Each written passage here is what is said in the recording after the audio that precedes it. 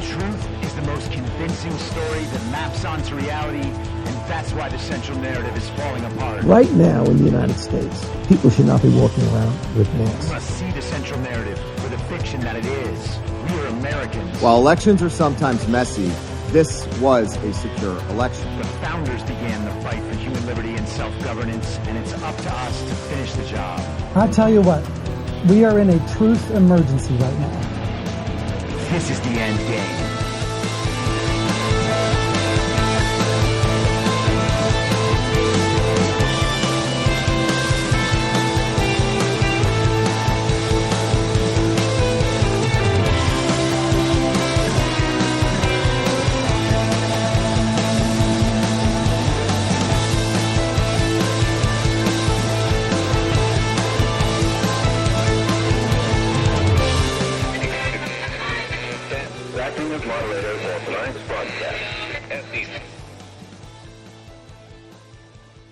Immensely seductive.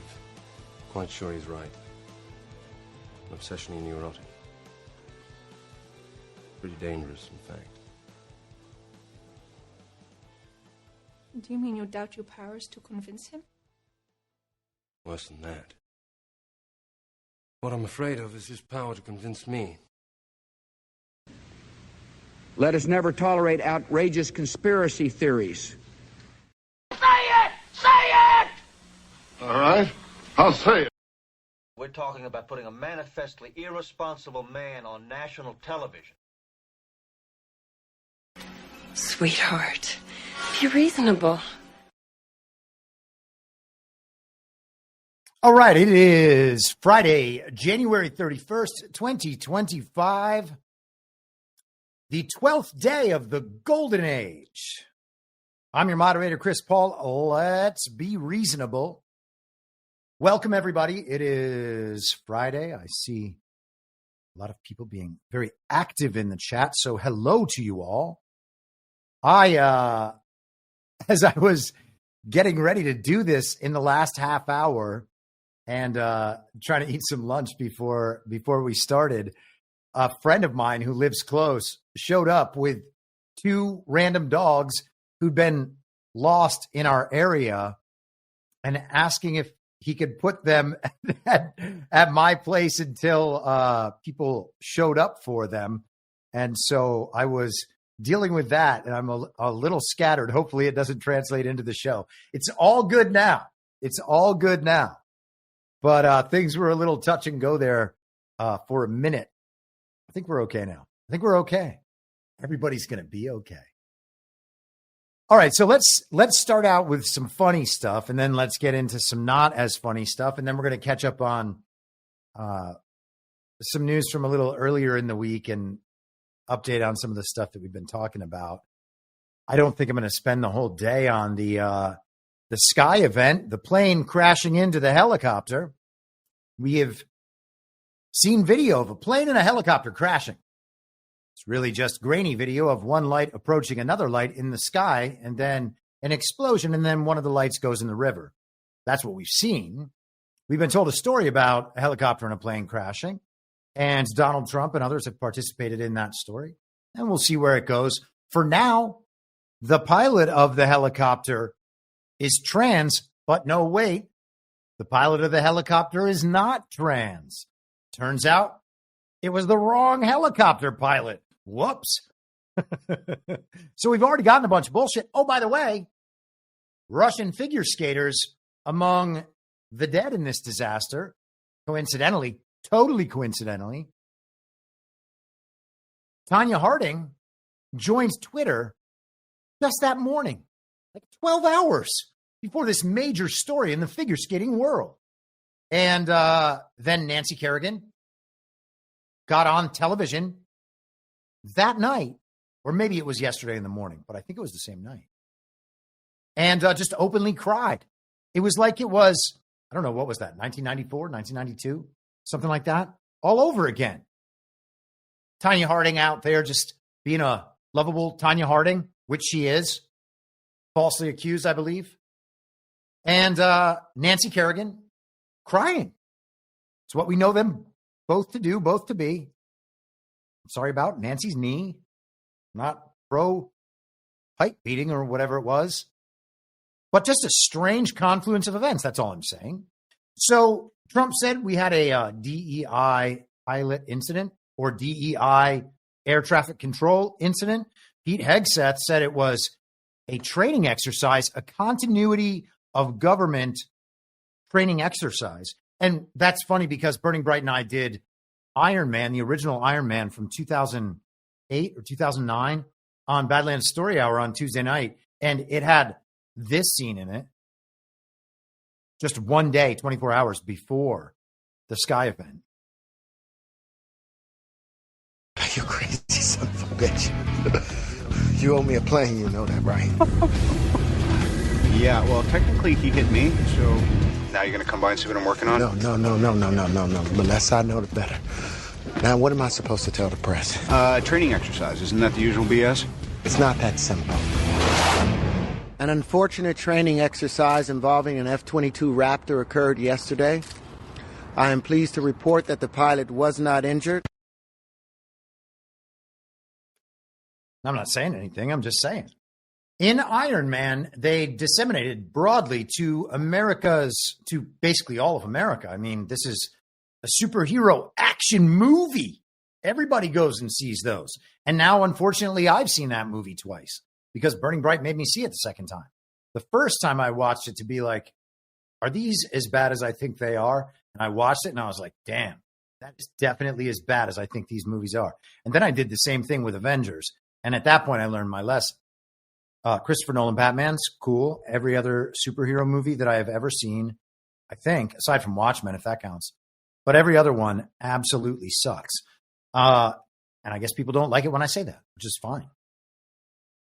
So they announced to everybody, all of America, when something happens and we don't want to tell the public the truth, what we tell them is that it was a training exercise. And of course, we've been told about Wednesday's Sky event that it was a training exercise. Pete Hegseth said it was a continuity of government training exercise. And Donald Trump, actually, you know what?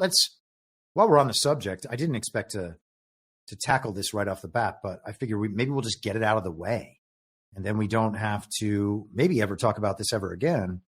Trump press conference. Yeah, there we are. Plane crash.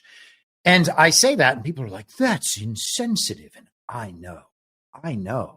Except here's the thing. We're going to analyze these things as stories because all of them are info ops. At the very bottom, even if there was a real crash and real people died, and I'm not convinced that happened, but even if that did happen, we're being communicated to in certain ways about this event, and none of those ways should be presumed true, no matter who's saying them. And so we move to different stages. We withdraw ourselves totally emotionally. What would be the point of involving our emotions in what we've been shown on television when we're trying to figure out how to guide our lives against the greatest evil that has ever existed in the world? Why would we be, I'm going to give you my emotions about what it means when the television shows us mass trauma events? When they try to intentionally inflict trauma on all of us, the best thing to do is believe every damn thing they say. I mean, that's really where we're at with all of it. But let's go ahead and see if I can just pull up there we are. Well, that's Pete Hegseth's. Okay, here is the question asked of Donald Trump in the press conference yesterday. And worth noting, we'll be talking about some of this later. It is worth noting that Donald Trump scheduled a plane crash press conference right as Tulsi Gabbard and Kash Patel were in their Senate hearings, giving their testimony to take their positions in the Trump administration. And I'm not saying that you should think something bad about Tulsi or Kash because of that, but a lot of people were like, oh, this plane crash thing, it's an info op. It's real, of course, but it's an info op to distract from Kash's hearing. Well, if that's the case, then Trump was in it because Trump scheduled a press conference for himself in the middle of their hearings. to take eyes off their hearings and redirect them toward Donald Trump and what he had to say about this event. You can take that however you want to take it, but underlying however it is you might take it, and we might disagree about how to take that, but underlying that is the fact that Donald Trump himself intentionally pulled eyes away from those hearings. So what should we make of that? Is it possible that the event happened and Trump drafted off that event and is now capitalizing on it and taking the narrative of that event in a direction other than it was supposed to go? That's usually what happens in these things. And Tulsi and Cash can be 100% awesome. And Trump could still decide, well, these hearings are a little boring. It's pointless political theater that actually doesn't matter at all. And I'm going to address this issue that people are extremely interested in. I'm going to make sure that the correct story is out here, or out there, I should say, about the Sky event. Could just be that innocent and that simple. But here's what he said. They feel hesitant to fly. And if you could clarify perhaps something that the defense secretary said when he said that this helicopter was on a continuity of government mission. I don't know what that refers to, but they were practicing. They do that. They call it practicing, and they were, and that's something that should be done. It's only continuity in the sense that we want to have very good people, and that has to be in continuity, and that's what they refer to. But it was basically practice, and it was a practice that worked out very, very badly. Okay. It's called a little practicing. It's called practicing. So they had practice. It worked out very badly. Is Donald Trump being insensitive when he says those things? I don't think so. He mourned the lives lost, and now he's talking about the event. Pete Hegseth said quite clearly that it's continuity of government, and I suppose I might as well put that on the record. It shouldn't be hard to find, and then whoever hasn't heard it is privy to it. And that's easy enough, is it not? We can get that on the record. Pete Hegseth. Gosh, man, this should be easier to find. Why am I so bad at information today? Some days you just can't move it as fast as other days, and that's what she said, I guess. Okay, here we are. Here we are. Sorry.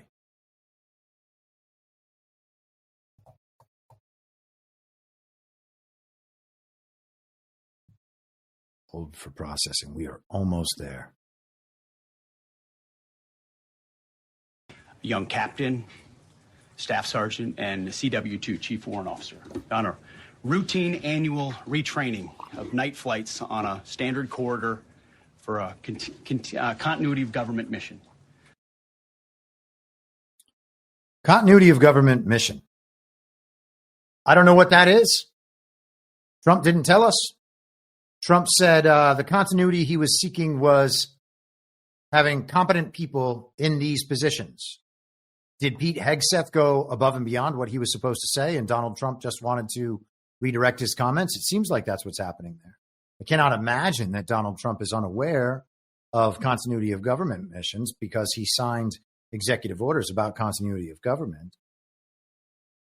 Maybe this was whatever Joe Biden was setting up when he edited the continuity of government executive order in his last hours as fake president.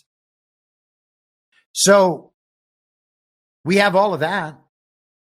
We have ice skaters. And I guess we're going to have to see what happens. The media kept asking Trump about whether it was safe to fly. Should people feel like it's not safe to fly? Maybe. Right? Are helicopters just going crazy? The Lockheed Martin automatically piloted helicopters that were being shown off before, AI potentially piloting, flying commercial jets, from my understanding, and I know a few pilots and whatnot. I mean, they have a role certainly, but a lot of that is done in very standard confined fashions. Like, this is how you get out. This is how you get in. Maybe there's more human activity and choice involved, but seems pretty run-of-the-mill. So how does something like this happen? The blame is being directed toward air traffic controller standards being lowered so that people with various mental disabilities or gender confusion or whatever it might be are getting important jobs over equity concerns. And so removing DEI programs from the FAA, as Trump began doing last week, and setting certain standards for aviation, that's going to be the solution to make sure that something like this never happens again, apparently. Let me see. It's hard to know.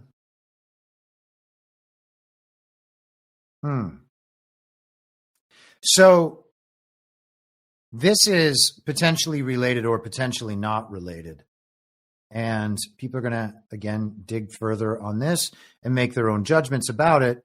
This is from Euronews, reprinted by Yahoo News. Yesterday, Belgian airspace reopens after closure forced Prime Minister Fico's flight to return to Slovakia. So Fico is the Slovakian prime minister who the regime attempted, this is how the story goes, to assassinate, 6-7 months ago. Was his flight supposed to be hit? Was there going to be some collision on his flight? And they took that story, false started it over here, made it a national news issue. Hard to say. I mean, that is definitely a conspiracy theory. I'm speculating here. But what are we supposed to do? Should we just accept the central narrative, the official story within the central narrative? I believe that there is a pattern in the world that is observable, that I've been observing for years and been talking about on this show. We are in a battle of narratives, partly, mostly, maybe completely. Okay? People don't like that. They want it to be a battle of real events, and then we're hearing stories about real events. It's not what's happening. That's not what's happening. What's happening is that there is a battle of stories over the collective consciousness. And sometimes there are real events tied to those stories, but no real event is required in many cases. People are saying, are you saying it's all staged? I don't know. I'm just saying that if you know we are in a battle of narratives, if you know there is a fog of war, if you know that the only information we get is unreliable, and if you know that our discernment is never going to be perfect, immediately giving the default benefit of the doubt to what the television tells you being true makes you an insane person. That's simple. Okay? And are you saying that this was all filmed? They have multiple video angles. Yeah, totally. They could have never gotten multiple video angles otherwise. The grainiest, worst, least detailed video of all time could have been filmed at any point within the last 30 years in reality or in a film studio in Hollywood. The video you saw of that crash, you don't think you've ever seen that in a Hollywood film or a television show? If you don't think that you've seen something that looks like that in a movie or a TV show, I don't know what to tell you. Maybe you don't watch movies or TV shows. Anyone who's spent a considerable amount of their American life watching television or movies will tell you that they've seen video that looks exactly like that. I certainly have. I have no doubt in my mind that video like that could have easily been produced in a film studio at any point within the last 30 or 40 years. So the video is nothing. The story's real. The dissemination of the story is very real. That's Burning Bright and I talk about this, and I'm not sure who else does. I think it's just us.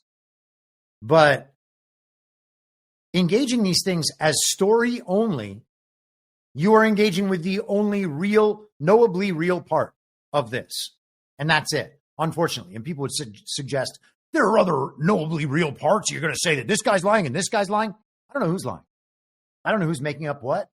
I don't know who is using made up stories meant to benefit the other side for our side's good, which I think Donald Trump is doing a lot of the time. I don't know, which is why I revert to not depending on any of those things. And then seeing what we have to go on from a story-only approach. And right here, we have Belgian skies being closed yesterday on the same day, the response day to that event, due to a technical problem with the air traffic controller. Air traffic in Belgium was temporarily suspended this afternoon after 12 p.m. and is now slowly being resumed. So the impact for us was that some flights were delayed from 20 minutes to an hour, and 2 flights were diverted to another airport. Okay? So no crisis over there, but it just also happens that the other part of the story is about the Slovakian prime minister who was the target of an assassination attempt last year, who's considered a Putin ally, a sovereign alliance ally. So are those events related? Am I suggesting a conspiracy? Is my pattern recognition tuned just a little bit too high right now? Totally possible. Decide for yourself. Is the official story true? No. The official story is not true. So what do you have to work with from there? Well, Trump's definitely drawing attention to the main story. What was the figure skating stuff? I would suggest to you that the figure skating stuff is an op indicator. Now, I know that a lot of people watching today probably weren't in the subscriber stream on Wednesday because, of course, when there are public streams, there are more people watching. But Tuesday was the anniversary of the Challenger disaster.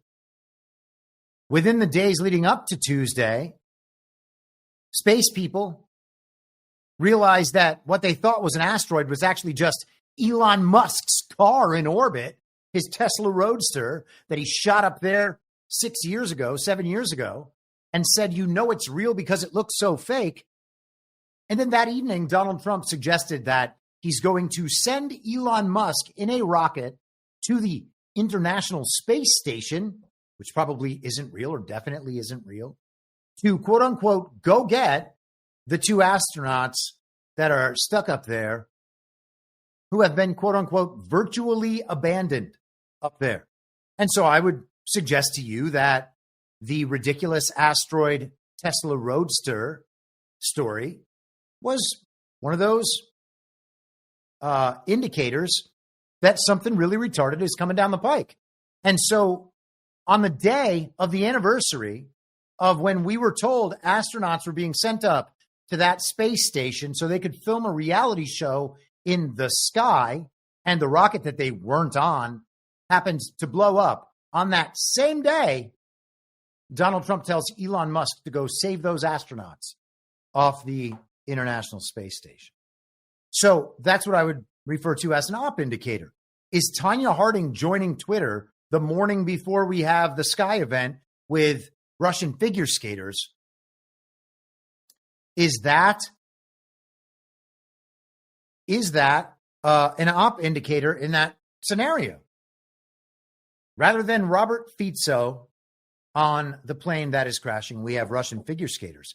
And would we have heard that the air traffic controllers, something was wrong with the air traffic controllers in Belgium? Maybe.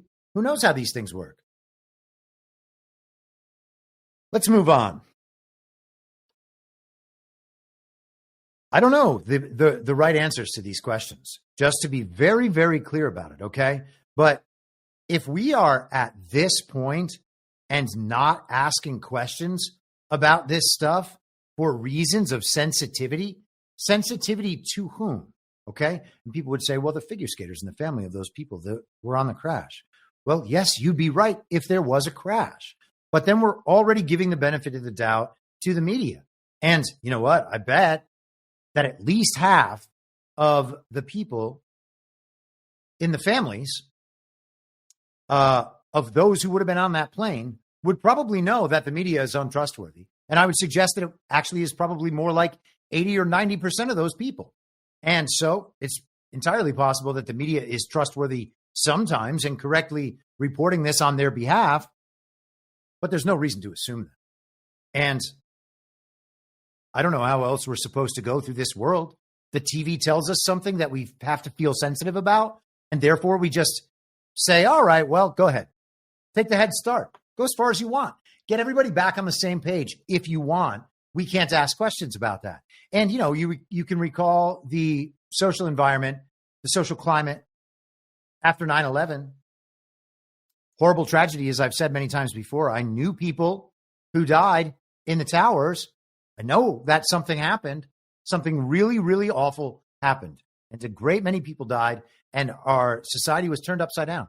Okay, I understand all that. At the same time, got to be able to question the official story. We can certainly do it now. Everybody pretty much agrees now, 23 plus years on down the line, that it's acceptable to question the official story about 9/11. You just couldn't do it in October or November or December or January or February or March. You couldn't do it for years and years after the event, or else you were a conspiracy theorist. And you would be marginalized, pushed to the fringes of society. Every organ of our culture was aligned to support the official story within the central narrative about 9/11. And I would suggest to you that that's a dangerous place to be when it comes to the most important events in the world. And if it's a dangerous place to be when it comes to the most important events, it's a dangerous place to be when it comes to small events too, because those small events are actually forming ideas in people's minds, and those ideas will lead to certain behaviors. And through those behaviors, people will help the regime create the layer of the false reality around us.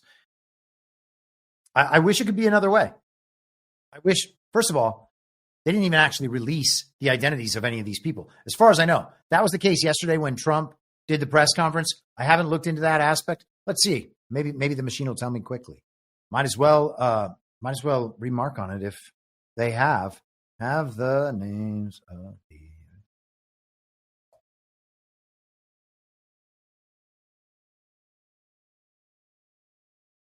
The machine says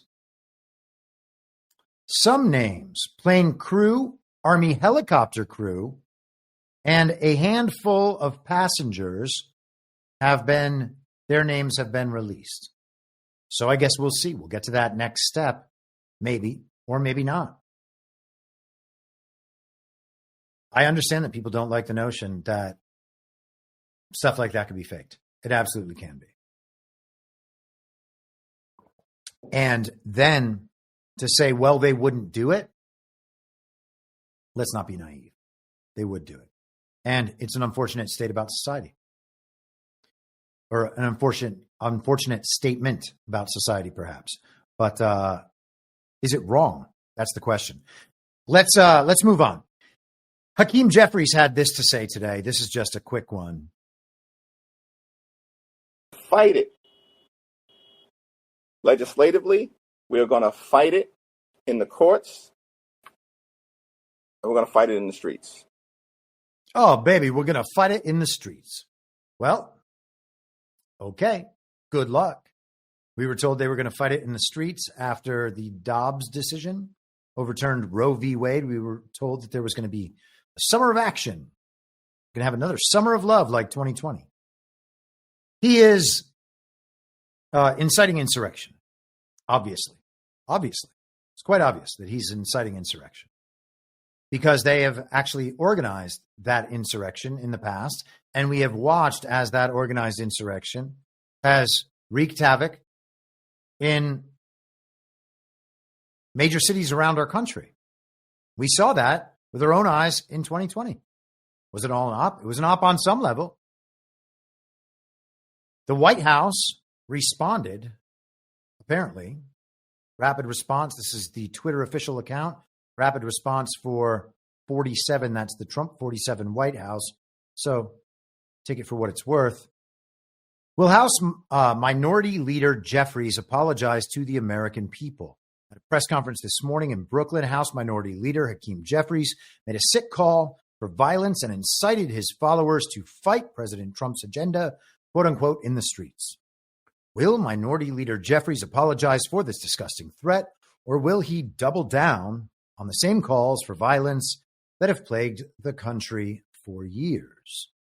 And I would suggest that he would double down. That is clearly his role, and it is 100% aligned with the political movement he seems to represent. There is no reason why we should ever expect anything other than that. B. Worsley 30 just became a monthly supporter. Thank you very much. Taking a little look at the chat. Okay, we shall continue. Let's go to ABC News. Here we are. There we are. Okay. I had 2 ABC News articles pulled up. Scared the daylights out of myself.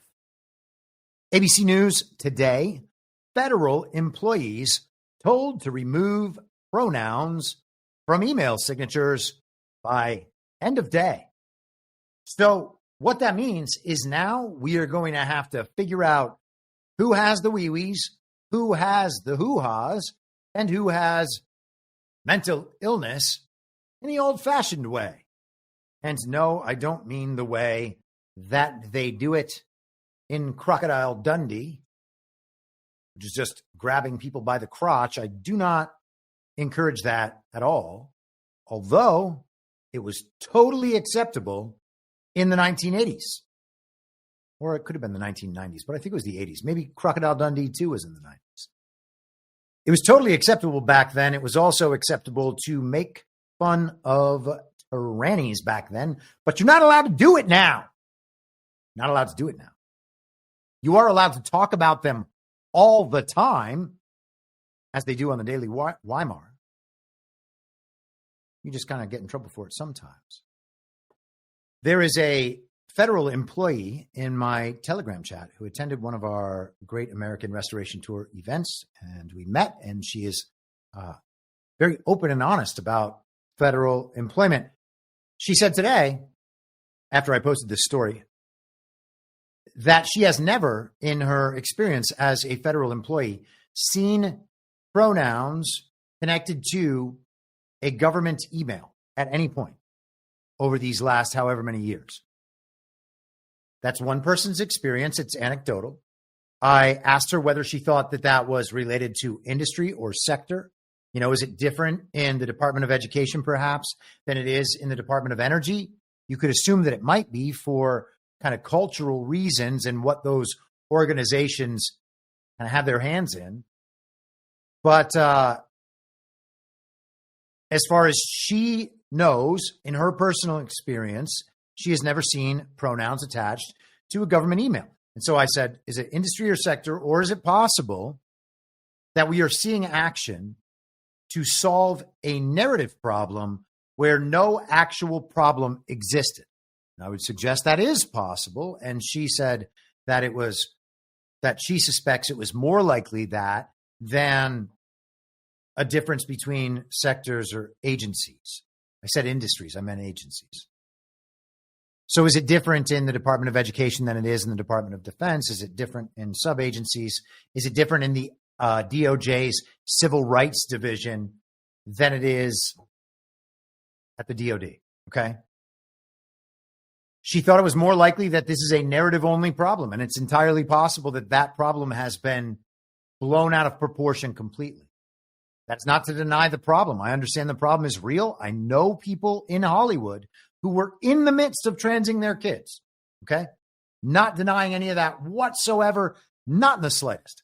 Nor am I denying how cruel that is, okay? Donald Trump signed an executive order the other day about getting rid of any involvement in child genital mutilation or convincing children that they are another gender. I think all of that is an atrocity and a crime against humanity, okay? I think it's also a crime against rationality to make people accept as true that which is the opposite of the truth, okay? The defining characteristic between men and women is the parts, okay? The chromosomes.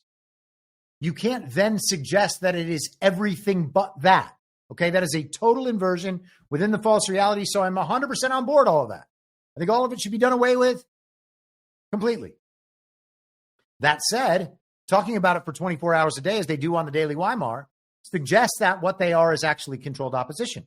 And the reason is because that's the sort of thing that we could have all just known 10 years ago if the response had been, there's absolutely no way that this could ever be true.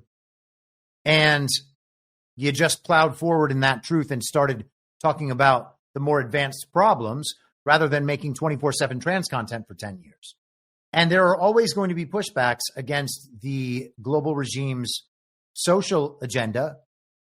They've been running the same social agenda for decades, for at least a century, but really for thousands of years. And again, I always recommend Prussiagate Urania on this stuff. You know, you have the Weimar Republic and then the controlled opposition Nazis. So we have the same exact playbook running right now, and you've got the controlled opposition that identifies itself as on our side based on their attention to these issues, but then they never actually move to the much bigger issues. They never actually move to the most important things that would delegitimize the real enemy. They make sure that everybody knows that the enemy is totally legitimate. There is an underlying reality in what we are having these debates over, and we're just basically expressing different opinions about this underlying reality. Us all from the conservative side, them all from that liberal side. Okay, but your conservatism is neoconservatism, which is ideologically downstream from Trotsky. You are a collectivist, you are a globalist, and you are militant about it. Okay, so I don't care that our ideas about gender align, though we have different approaches to that. Yours is clearly the controlled opposition approach that does not actually get outside the central narrative bubble that they are happy to create because the culture perpetuates itself. That's the point of the controlled opposition, to make it seem like there is actual pushback if you support this particular set of people, but that particular set of people is what allows them to get away with perpetually stolen elections, for instance, which is why they don't talk about stolen elections. Okay? Why don't they talk about our currency? Why don't they talk about geopolitics in a particularly mature way, aside from saying, that guy's a leftist down there in Venezuela. What do you like, leftists? These people are retarded, and they're not on our side, okay? It's important to recognize that controlled opposition all the time. And people are like, well, why aren't you supporting our side? What is our side? I try to be on the side of the truth as I see it in the best possible analysis I can give it. And I try to apply a consistent, rationally supportable epistemology when I am analyzing these events. And I try to show my work to everybody who engages with my content so that they know exactly where I'm coming from. And then I stand there and address criticisms all the time. I don't ignore the people in my comments. I don't spend my days groveling in hopes that Elon Musk will repost me. I'm not even on that app because I want to refuse those social incentives completely. Okay? So I'm supposed to just support these people because some believe they're on my team? No, I'll pass on that. I'll pass on that. Thank you very much. Okay? And so I want to talk a bit about the hearings that we've seen over the last couple of days and some of the ways that these are being perceived. And I want to be clear from the beginning. First of all, I really like Kash and think that Kash has a very important role to play. So that's just there. I cite information that Kash has given us many times, often, I would say. He's been on my show twice. I have nothing bad to say about Kash Patel. Not a single bad thing to say about Kash Patel. Okay? Let's get that out there right off the bat. Robert F. Kennedy Jr. I may be the first person in the kind of quote unquote public conversation to have suggested just flat out there RFK Jr. could and maybe should be chosen as Donald Trump's vice president because, first of all, political parties shouldn't exist. Second of all, it was a fake campaign leading up to a fake election. And none of this is how the president and vice president were decided at the nation's founding. All right. That's I think I can put that down in a solid foundation that reflects not only my personal principles, but MAGA principles and what I see as the reality as it exists now, and a hope that we can move the country forward on the basis of some amount of truth. Okay. I have never been anti-RFK Jr. Tulsi, I have nothing good to say about, but nothing bad to say about either. She's a TV character to me and nothing more. And maybe she is something more. And if that turns out to be the truth, then cheers to her. And I'll be more than happy to admit that I'm wrong. Okay. Not here to cast aspersions on her. I don't care. I don't care at all. I don't care whether these people are confirmed or not confirmed. Donald Trump is the plenary authority of the executive branch. The Senate is totally illegitimate. Okay. I'm going to post this later. I wrote it down because I was in the middle of a run. But what we're essentially saying, and what many of my friends in the truth community are saying, is this public service nominee wants my representatives, right? The senators and the congressmen, senators in this case, but these are our representatives that supposedly we elected. We want our representatives to give this public service nominee their approval to serve, right? On my behalf. And the public service nominee is lying to my representatives. Because if they don't lie to my representatives, then my representatives won't vote to confirm that public service nominee that the president, who we all support, selected. Okay? So the nominee has to lie to our representatives so that our representatives will vote for that nominee. And we're supposed to be like, yeah, it's a good thing the public service nominee is lying in front of the nation. Yeah, they got to lie about this thing, because if they don't lie about this thing, well, then the public service nominees are not going to vote for that. My representatives are not going to vote for that public service nominee. You want the public service nominee to lie to the nation so that an illegitimate representative of you will give that person their vote so that that person can actually take the position in the executive branch that the plenary authority in the executive branch is saying, that's the guy I want. There are so many problems with that framework. Honestly, it is just irrational nonsense that we've all been spewing for 5 years to justify the fact that the television characters are lying to us en masse all the time. Okay. And I'm not, again, addressing specifically any one of those three right now, because it's happening in all of these hearings all the time. Just aberrant nonsense being agreed to, the truth of the underlying reality being agreed to by the Democrats in the Senate, the Republicans in the Senate, and the nominee, despite the underlying reality being false. And then they'll have an argument about it. The Democrats, they're going to, and one of the funniest things about yesterday with the Kash hearing is that everything the Democrats were accusing Kash Patel of, the nation is on Kash Patel's side for all of those complaints. So as far as I'm concerned, that's an advertisement for Kash Patel, and cool. The Republicans were anti-Democrat and pro-Kash, but were also pro the truth of the underlying reality, even when that underlying reality was false. So what's going on there? Well, Elon Musk told us yesterday that all of this is political theater. And as you know, people have their different opinions on Elon Musk, but he is still, as I continue to point out, according to Kash Patel, the number one recipient of Defense Department contracts that the United States government has. Here's what he said yesterday on X, formerly Twitter. He's responding to this post, by the way. Imagine being such an insufferable asshole that you'll lecture a nominee for 7 minutes as if he's some stranger, when in fact you were law school roommates, you were a guest at his wedding, and you repeatedly accepted his help for your political campaigns. And so they're referring to Sheldon Whitehouse, the Democrat senator from Rhode Island, who, by the way, is a member of an all-white country club and apparently was law school roommates with RFK Jr. and a guest at his wedding.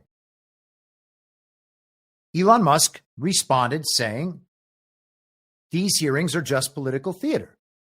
And I would agree with him 100%. These hearings are just political theater. And then the people who understand and acknowledge that they are political theater will say with straight faces, but they need to lie to us because otherwise the senators won't vote for them and they need to get confirmed so that Donald Trump can get on with his agenda. No, that's not true. In fact, if the Senate is illegitimate and the representatives are going to vote against the will of the people who supposedly put them in office, which is the sort of thing that would make a Senate illegitimate, even if they had been properly elected. And you're admitting that it's political theater and the senators are all trying to advertise themselves to their side of the uniparty, right? The Democrats want all the Democrat supporters to know we're good Democrats. You can stand behind us. And the Republican senators want all the standard issue villagers on the uniparty right to think, oh, that Republican is on my side. I can trust that guy. I'm going to trust that guy in the future. Like Tom Tillis with his very based and red-pilled bingo card for the cash hearing. Oh, I'm going to show you my bingo card. Clown show. It's a clown show. It's political theater. It's embarrassing. I think it's a disgrace, to be honest. I think it's shameful that any American engages with this as though it's real. Okay. I think it's like they're telling you that Santa Claus is, I think it's basically like when NORAD says, oh, look, we've spotted Santa Claus on the radar. And everybody's like, shh. They're all just going to talk about Santa Claus as though Santa Claus is real because we don't want to upset the normies too much. They're not prepared to hear that Santa Claus is not real. We're just going to tell them again that they can see Santa Claus on radar. And they've got to figure out on their own, of course, that Santa Claus is not real. And the way to get them to figure that out is by lying to them all the time about everything. If we lie to them about how real Santa Claus is the whole time, one day, they're just going to wake up. That's how it's going to happen. One day, through a series of lies, forever lies, that could go on well after these people are dead. They'll wake up, of course, sometime after they're dead. We're just going to lie to them forever. And then those of us who know that they're lying, well, we're going to make excuses for them. Because that's the right way to proceed morally. We're going to make excuses for them lying so that they can lie forever. And we're going to say that their lies are to wake up the normies. And we have apparently convinced ourselves that this is the way to go about our future as members of the truth movement. We're just going to lie to everybody about the most important things of all time forever until the normies have woken up. And the normies waking up will be some standard of awakeness that none of us can actually measure for ourselves. But we have to trust that the good guys know, and maybe they'll tell us at some point. And the way to show them that we're ready for them to tell us the truth is by applauding them as they lie to us forever. And somehow I am left having to defend these points. And I don't know why. And it is depressing, to be honest. And the thing that sucks, and I'm not trying to complain right now. I'm not trying to put anybody on blast, but we got to get past this. I don't want to have to be this skeptical. All right. But if no one else is going to question any of these things, then we have not gotten anywhere. Okay. The standard of whether or not we are going to question someone who wants power from us cannot be whether or not the people we like on television say nice things about this person. Can't be that. If we are not demanding truth from people who know the truth and people who tell the truth elsewhere besides fake Senate hearings, if we are not able to demand the truth from them when they are sworn to tell the truth in the fake government, how are we defining good guys? Honestly, I don't know, man. I really don't know. It's confusing to me why people still accept these ideas after this long. Donald Trump gets the benefit of the doubt always. Okay. If there is another interpretation besides Donald Trump is, and also Donald Trump's not the one setting up these ops. Donald Trump is responding to ops. And we have a real easy time of seeing when the uniparty left and the deep state on the uniparty left is running ops and lying to the public. And for some reason, we can't do the same thing when it's the uniparty right. And people are like, oh, these TV characters on Fox News. Well, what's the difference between liking Tucker Carlson and Dan Bongino and liking Rachel Maddow and Anderson Cooper? What is the substantive difference? And people would say, well, these people are telling us the truth. Well, are they? Are they telling us the truth all the time? Does it seem like they're telling us the truth to the best of their ability? And the answer is obviously no, they're not. And so we have some other subjective notion about why it's better that Rachel Maddow, than when Rachel Maddow or Brian Stelter or Anderson Cooper or Red Shoes Bill Maher is doing it. And the funniest thing is people are like, Bill Maher, red shoes. And then 2 days later, they're like, look at this based in red-pilled thing that Aaron Rodgers said to Bill Maher on his now based in red-pilled podcast. It's amazing to me. It really is amazing to me. What's the standard? They're lying to one's lying to wake up the normies. Okay, well, is the other one lying to wake up the normies? Why can't we say that Rachel Maddow and Anderson Cooper and Bill Maher are lying to wake up the normies? Okay. And so then the two sides of the controlled opposition dynamic lie about absolutely everything in that conversation, right? If Bill Maher and one of the based in red-pilled TV characters got together, Matt Gaetz was just on there the other day. How about that info op? Matt Gaetz is going to be attorney general, then he's not. And now he's going to be an OAN TV character, and then he's on Bill Maher's show. And I've always been a great supporter of Matt Gaetz. I like what Matt Gaetz does, narratively speaking. How are we supposed to take that? If Tucker Carlson was on Bill Maher, are they going to agree to the underlying truth of some fictional reality and then argue about it so that we know where the conversation, the edgier portion of the conversation is within the controlled opposition dynamic, within that central narrative bubble? Or do we just take their word for it because they're nice guys and they're helping wake up the normies? We keep being told that the normies are going to wake up. They haven't done it yet. Okay. Maybe some have. Has it been from them? I would suggest not. It wasn't what did it for me. What did it for me was having my life turned absolutely upside down when the governor of California decided to lock down my state and my industry was gone. In the snap of Gavin Newsom's oily little fingers, my 15-year career was gone. That's what woke me up. Not Tucker Carlson saying based in red-pilled things. Okay? The idea is that something within that controlled opposition dynamic is going to wake up the normies, but it doesn't. All it can do is shift them from one side of the controlled opposition dynamic to the other side. And they never go beyond that without having their lives disrupted, which should tell you that it's the disruption in life that wakes up the normies and not what they were told by the TV characters. And yet we defend those TV characters because we believe they're going to wake up the normies. So either that method of waking up the normies does not work, or that's not what the op's for. Okay. And it's entirely possible that the op's for something else. It's entirely possible that the op is to support the regime's version, the uniparty's version of what the underlying reality actually is.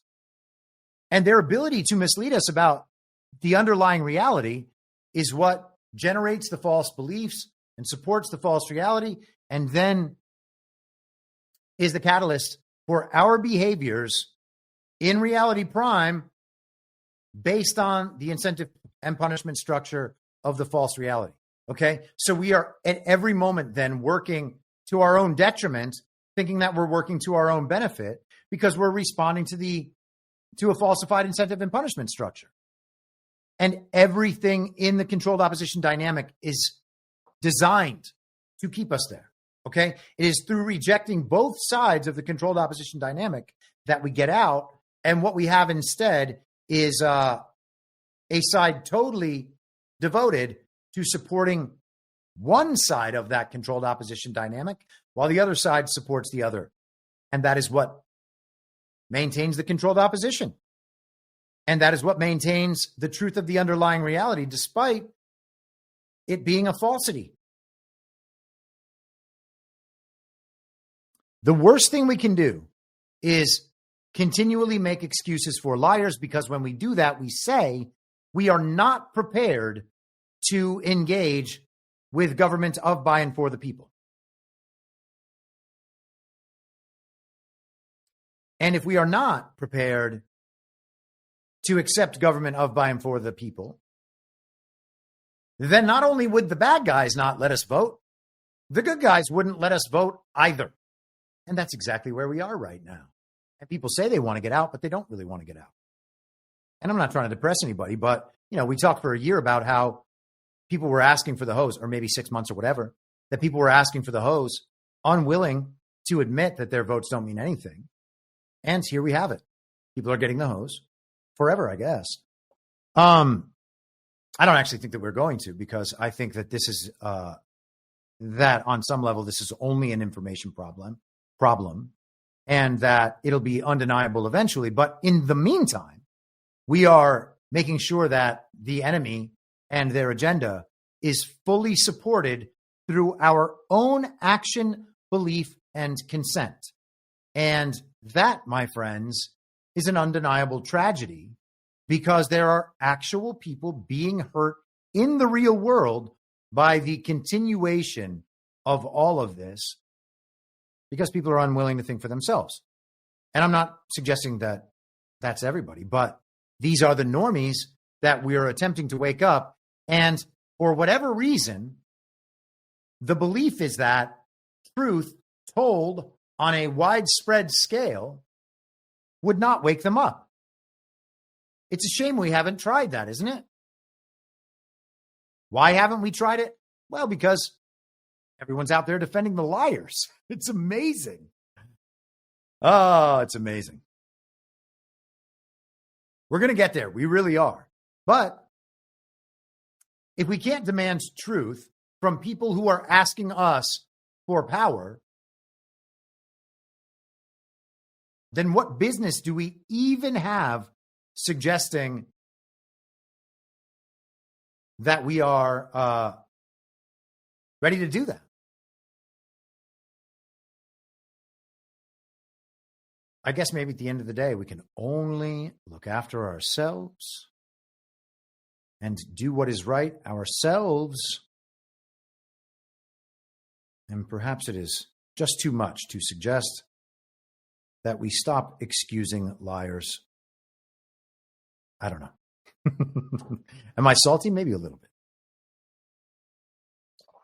bit. Let's see what RFK Jr. has to say about an organization called PEPFAR regarding the AIDS problem in Africa. Emergency Plan for AIDS Relief, otherwise known as PEPFAR, it increased, this is during the first Trump administration, from 13 million people to 18 million people across 50 countries, primarily in Africa. Africa has about 1.3 billion people today, or in 2021. It's projected to have 2.5 billion people by 2050, or 25% of the global population. In 2020, PEPFAR reported that 2.8 million babies were born without HIV. That was something that would not have happened but for the PEPFAR program. So it has simply been one of the most successful public health programs in the world and saved approximately 26 million lives. Failure to continue this program, in my view, would risk ceding that leadership to adversaries like China And I'd like to know whether you support the objectives and goals of PEPFAR. Let's pause it right there for a second, okay? So there are any number of global regime health-related organizations out there that would make similar claims. They would talk about the extent of the problem. They would go with some suspected death rate. Then they would use a mathematical model, which means they're making it up, to suggest that X number of lives have been saved. And that's John Cornyn there, the senator of Texas. He did some gun legislation and talked about how gun legislation was necessary a couple years back.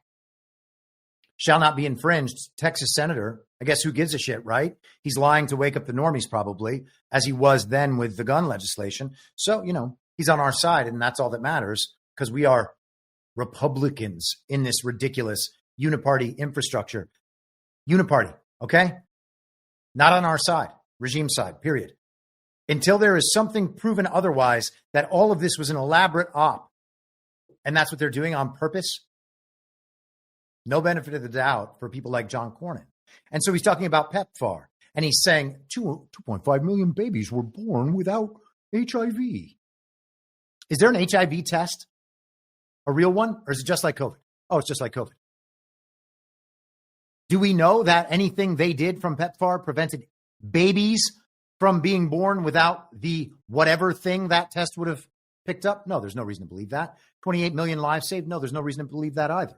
You can look at studies, very prominent studies from very expert health organizations, and find out that 14 million lives were saved by the COVID vaccines. No, they weren't. COVID vaccines were a toxic experimental substance that can't protect anybody from a disease that can't kill anybody. So one thing they didn't do was save 14 million lives, but we were told that by the experts. And of course, it's repeated by politicians like John Cornyn. So if that wasn't bad enough, let's hear what RFK Jr. says. And would you work with me and my colleagues to make sure that this program continues to provide life-saving antiviral drugs to people who are most in need? Antiviral drugs? Do antivirals cure viruses? Well, I guess you'd have to know if viruses existed first. People are like, of course viruses existed. Everybody got sick. Well, you got symptoms. You had a reaction to something. I have no doubt about that. All right. Well, we have flu season. Flu is a virus, isn't it? We're told that. Flu disappeared when COVID came, by the way. One virus just kicked the other virus out. Let's say this is a conspiracy theory, okay? No reason to believe this. I'm not even asserting this. I'm just suggesting something like this would be possible. Let's just say that the government, whose agenda seems to include poisoning its people in every aspect of life, delivering poison by whatever means necessary, whether it's in the air from what they put in the sky, or in the water from whatever they put in there, or in our food from whatever they put in there. And of course, that's the whole purpose of the Maha agenda, is because the government poisons us or allows corporations to poison us, despite the fact that it's partners with those corporations. So we got to make sure that the government stops poisoning us. Let's just say maybe it's possible that the government might put certain poisons in government-controlled water supplies, which is all water supply, essentially. Unless you got a well, you can't have that now. You can't live out in the country. But it would be at schools that even if you have a well at home, you send your kid off to school, well, that's a government building. And the companies, you get a drink at a water fountain in some store you go to, that's same water supply. You work at a public building, that's same water supply. So let's say like every winter, they put something in the water supply that would cause XYZ reactions in some portion of the population. And the symptoms that occurred would be flu-like symptoms. And you'd say, oh, well, I guess it's flu season. This is the sort of thing that happens. I better get a flu shot. And then you're right back into Big Pharma. And you say, well, I guess I got the virus. But you didn't get a virus. You got poisoned by the water. Now, I'm not saying that happens. Okay, it's a conspiracy theory. And by the way, I'm not even suggesting, I'm not making that caveat so I don't get censored or any of that bullshit. I'm just saying this is only a thought experiment. Okay. So we know that the water supply contains massive amounts of pharmaceuticals. I mean, most people believe that narrative's been out there for a long time. Could it be false? I suppose. But assuming it's not false, because they can tell us that they're poisoning us and no one bats an eye, then why couldn't they poison us with something else that would cause flu-like symptoms? And then therefore we've just had a poisoning. Okay. And then if they have a test that says, oh, you got a virus, well, and then they run that test zillions of times, then we think, oh, there's a viral pandemic. And the proof is that all these people are sick. All right. And so there's no connection logically there whatsoever. And they can't, of course, isolate the virus and prove that a virus causes disease, which is why they made a whole category separate for viruses that ignores Koch's postulates. But we're just supposed to believe all that. And then AIDS, of course, functions the same way. And we know that the AIDS virus, the HIV virus, operates the same way that these other viruses do.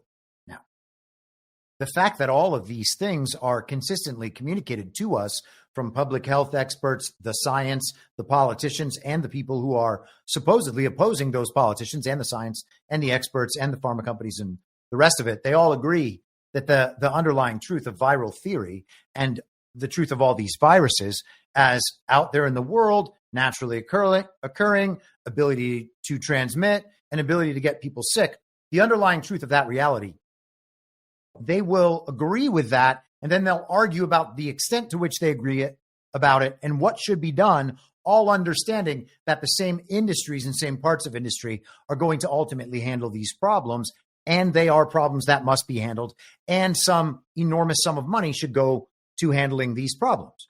Okay, so right now we're talking about PEPFAR, and let's just take a second before we listen to RFK's answer and see what PEPFAR is. So this is what the machine says about PEPFAR.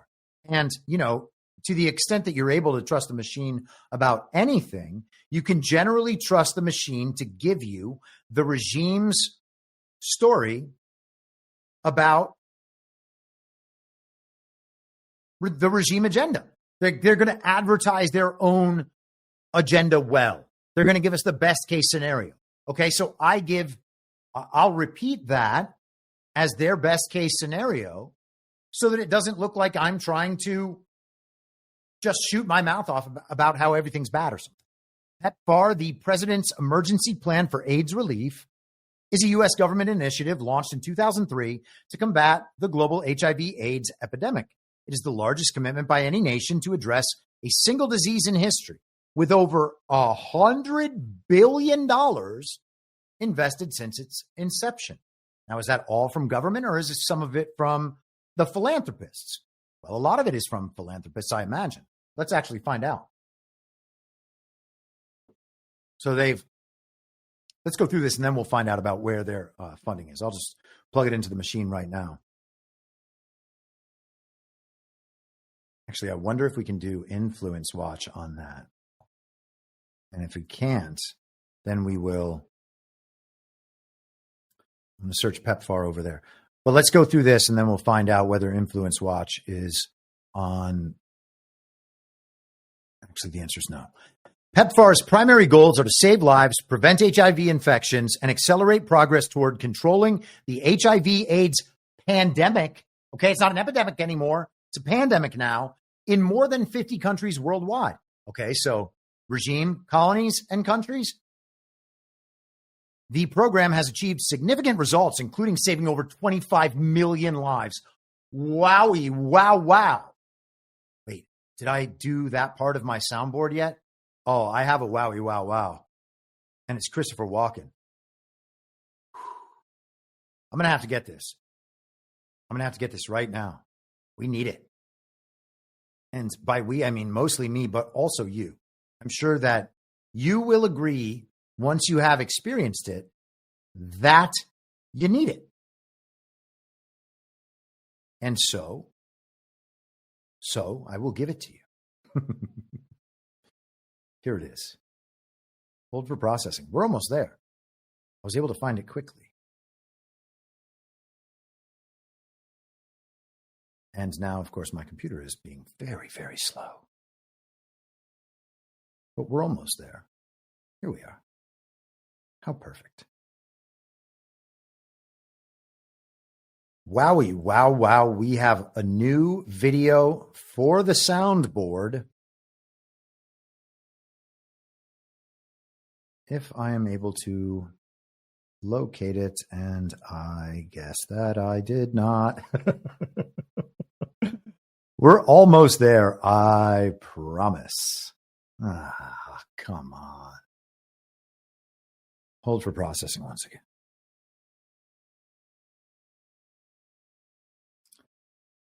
I'm so disappointed in myself right now. Yes, now I have it. Now I have it. All is not lost.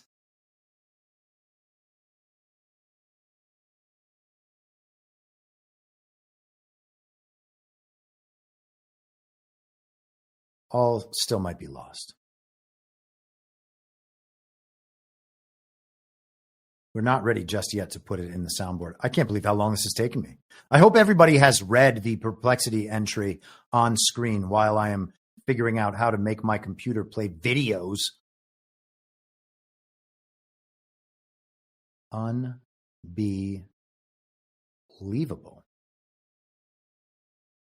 We're going to have to come back to this. I am saddened to no end by these terrible results we have achieved. And by we, I mean I. They got mad at Cash for using the royal we yesterday. I can't remember who that was. That was really funny, though. So they saved 25 million lives, supported life-saving antiretroviral therapy for 20.6 million people, including 566,000 children with HIV, allowing 5.5 million babies to be born HIV-free. Reduced AIDS-related deaths by 50%. They cannot know any of those things. None of them. That is all bullshit science. And Cornyn repeated it, and Robert F. Kennedy Jr., you'll see his answer.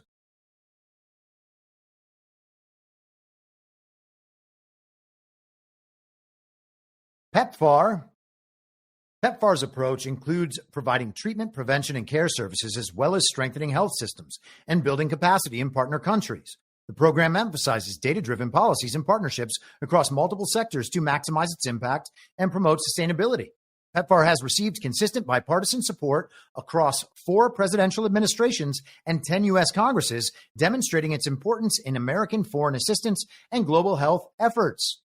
Okay? So it was around before Trump. It's not a Trump program. It was around prior to Trump. It's been around for 4 presidents. So that would be Obama, Trump, Biden, and I guess Trump again? Or is it George W. Bush?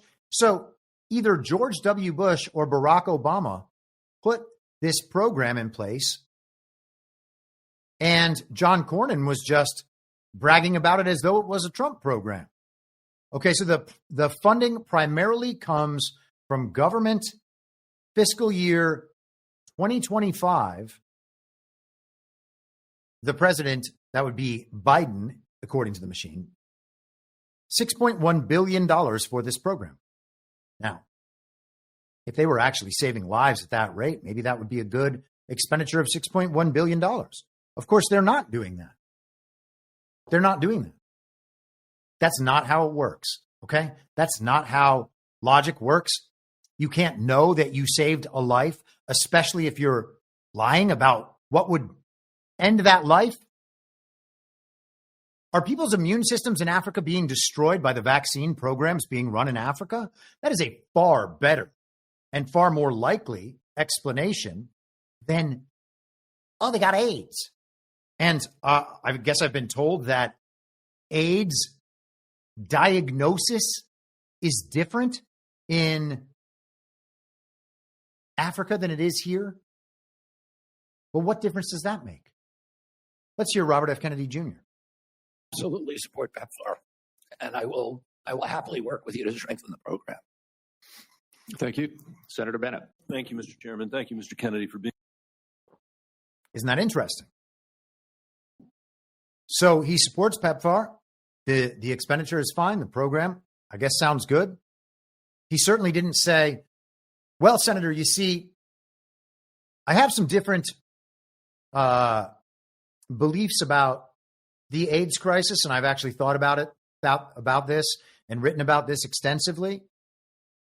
I have some thoughts about that and how that money might be better redeployed.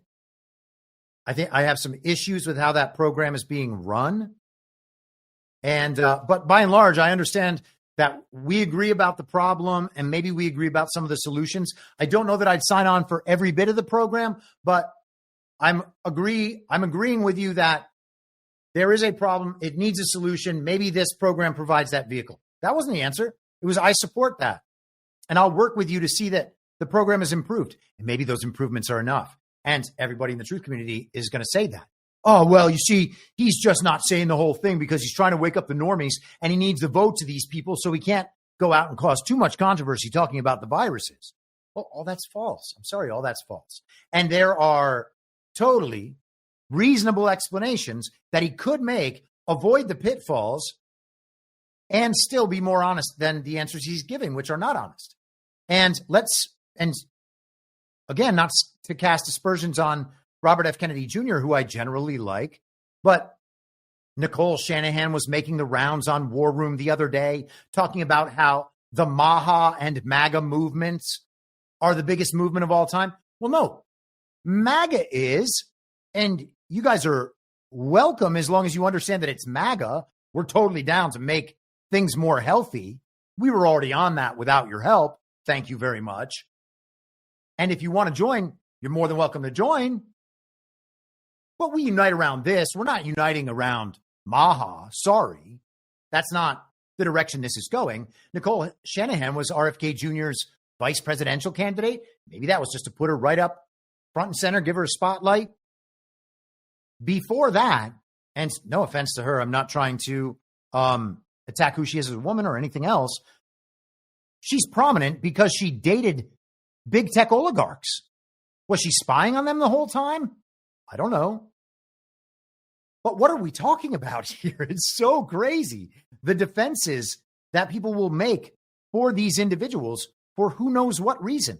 The idea that Trump has appointed them, therefore we have to defend them at all costs, even if it means lying or defending them lying.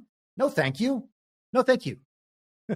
That's not the point of this. And I don't know why, by the way, because Donald Trump represents a variety of viewpoints, and we've talked about this extensively over the years. I don't know why people think it is more respectful to Donald Trump to protect whatever he says, even when he says things that are directly the opposite of that thing, than to think for ourselves while giving him the benefit of the doubt. I don't understand why one of them is looked at as the way to respect Donald Trump, and then the other view, that's to say Donald Trump could be doing these nominations for a variety of reasons. Let's apply American principles and some discernment as to the truth in our assessment of these individuals, okay? Because he's told us straight up that some of these people he has chosen as the result of a negotiation with the other side. He's told us that in Truth Social posts, in no uncertain terms. But these TV characters in particular have to be our best friends. We have to be best friends with these ones. We have to defend them all at all costs. This is what RFK Jr. had to say, or this is what, I have listened to the complete audiobook of The Real Anthony Fauci, as I assume many of you have as well, okay? I remember the approach he took to vaccine experimentation, to medical experimentation, to issues in Africa, issues with Fauci and orphans. So I asked the machine, what did Robert F. Kennedy Jr., you might be able to see the question up there at the top of the screen, what did Robert F. Kennedy Jr. in his book, The Real Anthony Fauci, say about Anthony Fauci's role in the AIDS epidemic?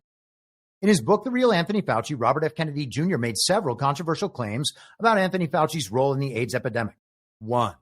Kennedy accused Fauci of partnering with pharmaceutical companies to sabotage safe and effective off-patent therapeutic treatments for AIDS. He alleged that Fauci, number 2, orchestrated fraudulent studies and pressured FDA regulators to approve a chemotherapy treatment that he supposedly knew was ineffective against AIDS. The book claims Fauci violated federal laws to allow pharmaceutical companies to use impoverished and dark-skinned children as test subjects for AIDS and cancer chemotherapy experiments. Kennedy promoted HIV/AIDS denialism, questioning the established scientific consensus that HIV causes AIDS. He accused Fauci of exaggerating HIV's transmissibility and refusing to research alternative AIDS therapies. The book alleges that Fauci promoted the use of azithromycin. I hope I'm saying that right. Azithromycin, AZT, famous drug, to treat HIV, claiming it was killing people at the time. And remember remdesivir? That was an antiviral. Is it worse than the antivirals? I believe that's an antiviral, isn't it? And then they had Paxlovid, which is definitely an antiviral. I don't want to get one of these very important medical facts wrong. If you mislabel a pharma product that just so happens to kill people, yes, it is an antiviral. If you mislabel it, well, we have to disavow everything you've said about the subject. Did RFK Jr. represent the opinions expressed in his book, and I think well substantiated in his book, in that hearing when given the opportunity? No, he did not. He supported the truth of the underlying reality about AIDS, the underlying claim about reality from the regime about AIDS, that it is a virus, that it can be treated with these antivirals, etc. He knows. So why didn't he say what he knows? Well, then we have to go to the political theater element. And it is political theater. Who is putting on this political theater? We always assume, well, this is the white hats. Or the white hats are at least on the Republican side. What? That doesn't even make sense. You just assume which people are good based on a little letter they put next to their name? That doesn't even make sense. It doesn't make sense at all. Okay? And by the way, RFK's been a Democrat his whole life. So he doesn't even have the R next to his name. And neither does Tulsi Gabbard, for that matter. So what we're left saying then, and again, I'm not trying to call Robert F. Kennedy a liar. I'm trying to point out that he clearly knew something different than what he said when given the opportunity under oath in front of the nation. Is he lying the other times? I don't think he is. And we are told that he has to do this in order to avoid controversy from Donald Trump in the Donald Trump realm. On Donald Trump's behalf, he has to avoid controversy. Donald Trump is a walking controversy.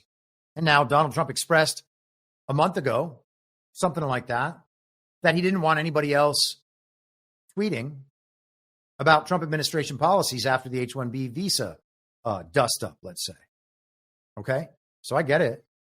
Adhere to the message. Stick to the message. Fine. Is it possible that the message was chosen by the Trump team for good reasons? Yes, it is possible. But I don't know that. And you don't know it either. And what we do know is that the truth was not being told by someone who is asking for power from the American people.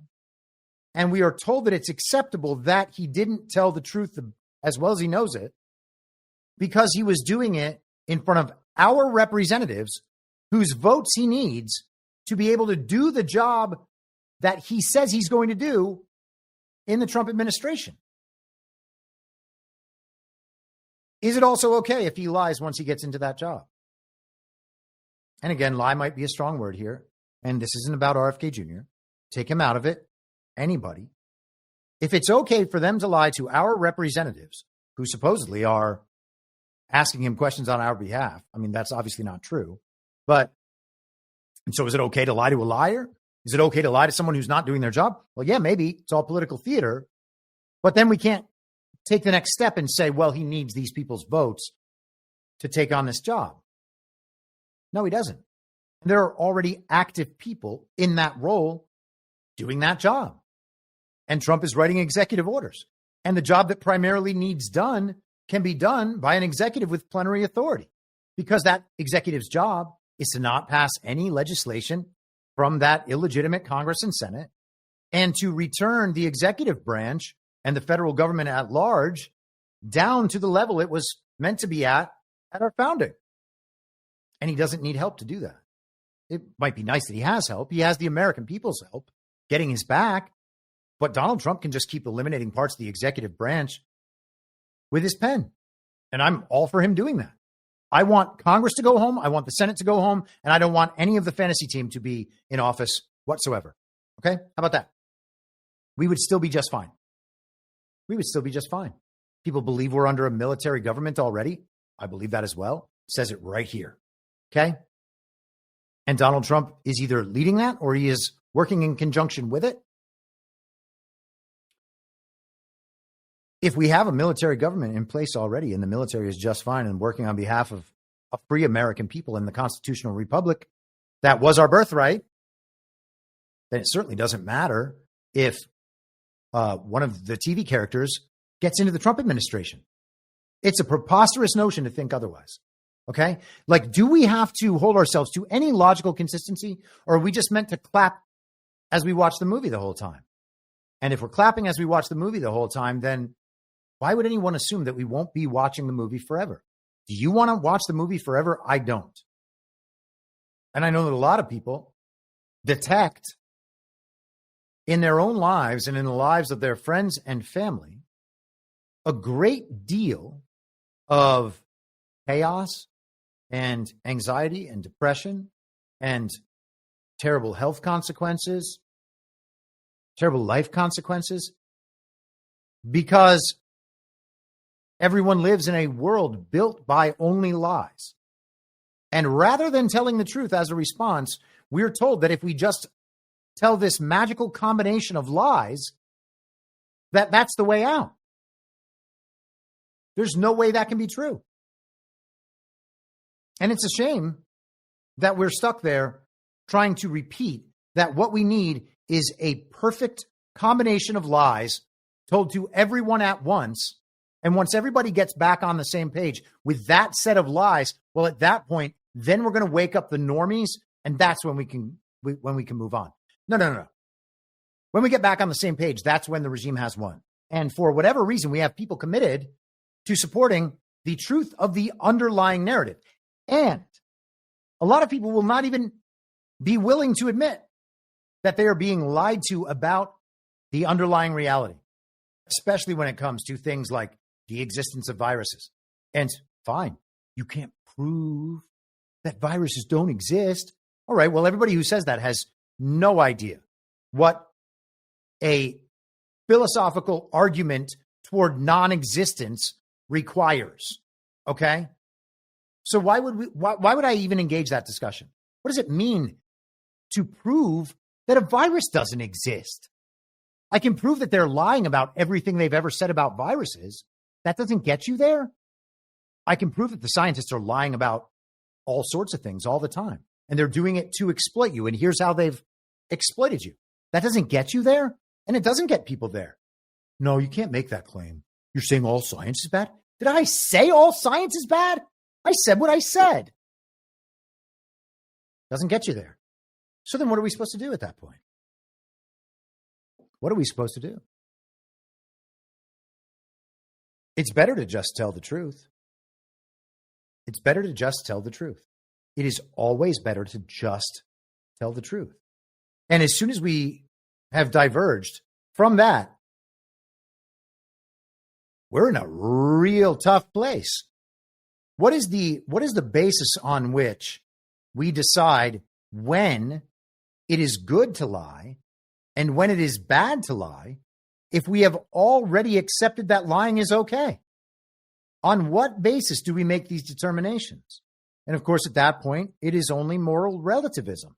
And moral relativism, I used to not believe this, by the way, and this is not about me and making personal judgments or holding myself up higher or anything like this. I used to be a moral relativist, okay? I used to be a liberal. I used to live a very libertarian social lifestyle. Some might even say, accurately, libertine, okay?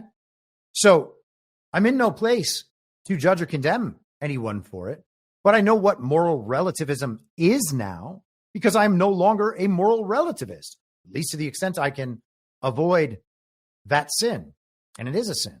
It is the pretense that immorality can be masked by a belief in amorality, right? There are some things that are obviously very, very bad, but for the rest of it, well, we're just making a decision. And the standard of whether or not everything beneath a certain level is moral or immoral is whether or not consent is attached to it. And of course, that's just Satanism. And that is actually what moral relativism is. Amorality is immorality, like with a soft tone. And once you understand that, it's really difficult to say that, you know what, it's actually okay. There's this entire this entire list of situations where it's okay to lie. We need to lie in order to wake up the normies. They're not awake after us lying for 5 years. There's no proof that our lying is ever going to awaken them. But it's what we got to do. And you know what? Trump says it's okay because he put this person in the spotlight. What kind of abdication of moral responsibility is that? We don't actually have to demand the truth from this person because Donald Trump says so. Donald Trump didn't say that. He just posted on Truth Social that this is my nominee. This is the new member of the fantasy team. See what they say to this bunch of illegitimately elected senators who are working on behalf of the most evil global regime that has ever existed. It's Donald Trump's fault that we can't demand the truth? I don't think so. Let's continue. So I saw this post this morning.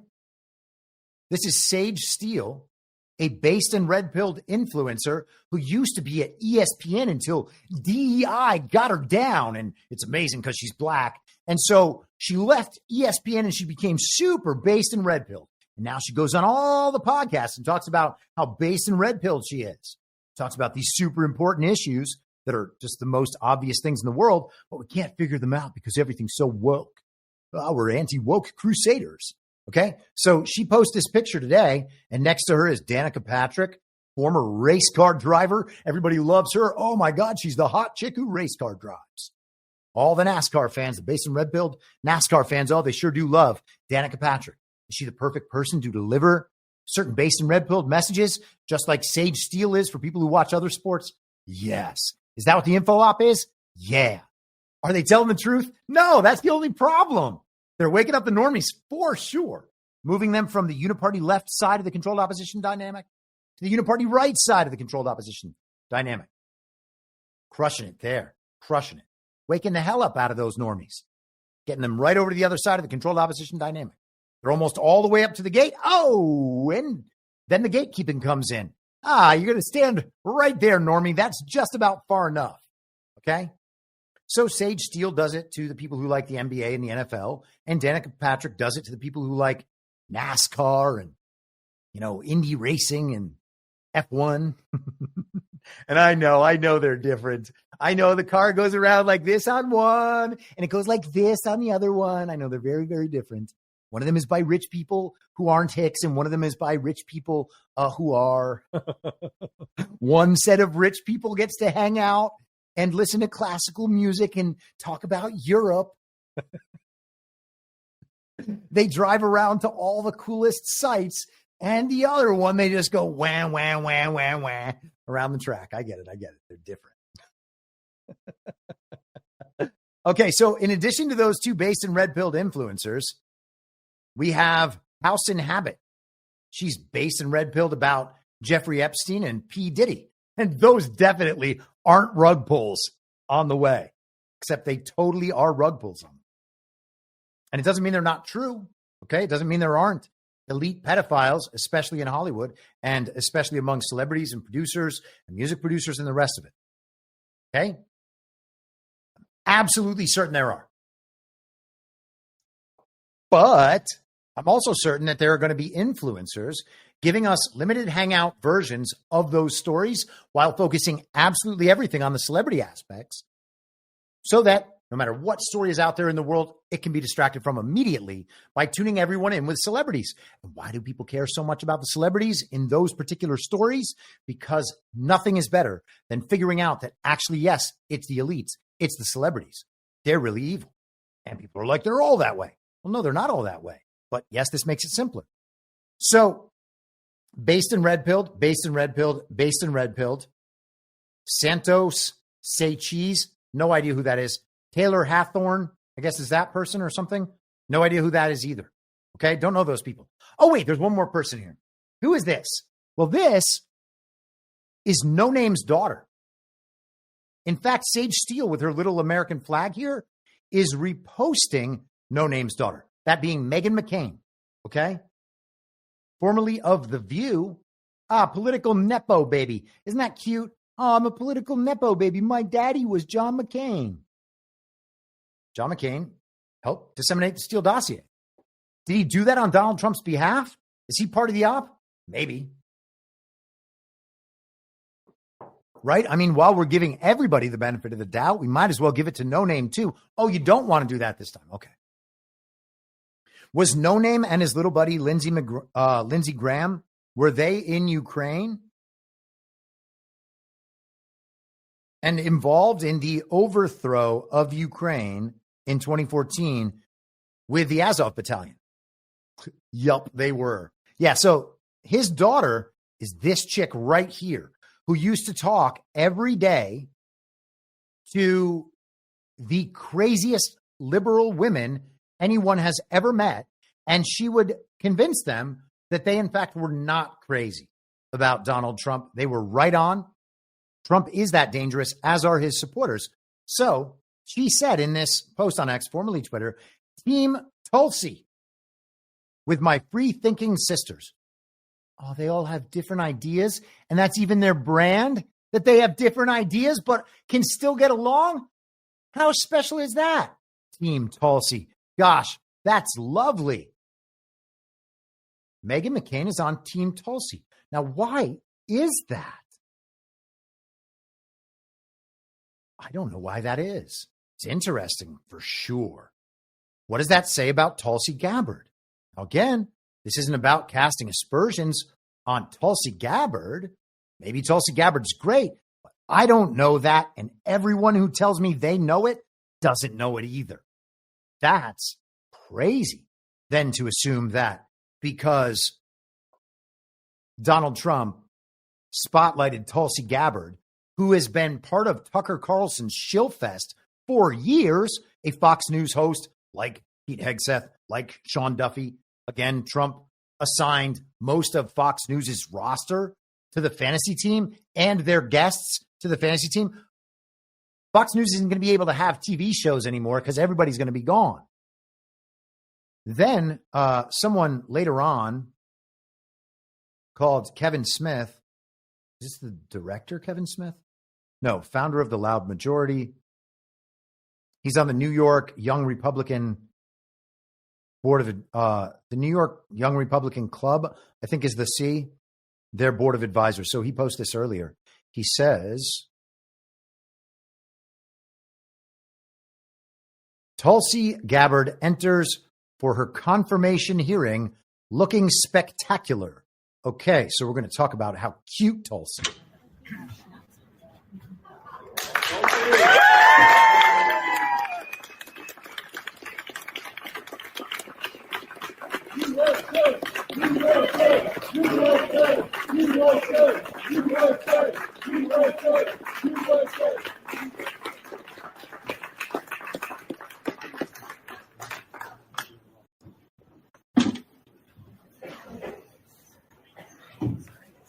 And so there you got Meghan McCain getting a nice warm hug. And was that Tulsi Gabbard's husband? Let me see.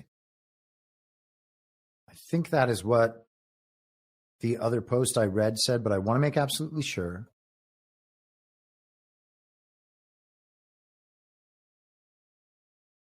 Yes, it is. Okay. So that's Tulsi Gabbard's husband. And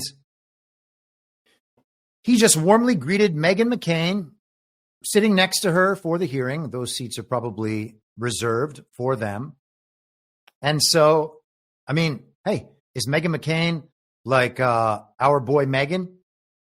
Is she like Hunter? Did she somehow give information on her father and the Arizona Mafia? You know, I don't know. But she's on Team Tulsi. And Tulsi, oh gosh, she looks so cute.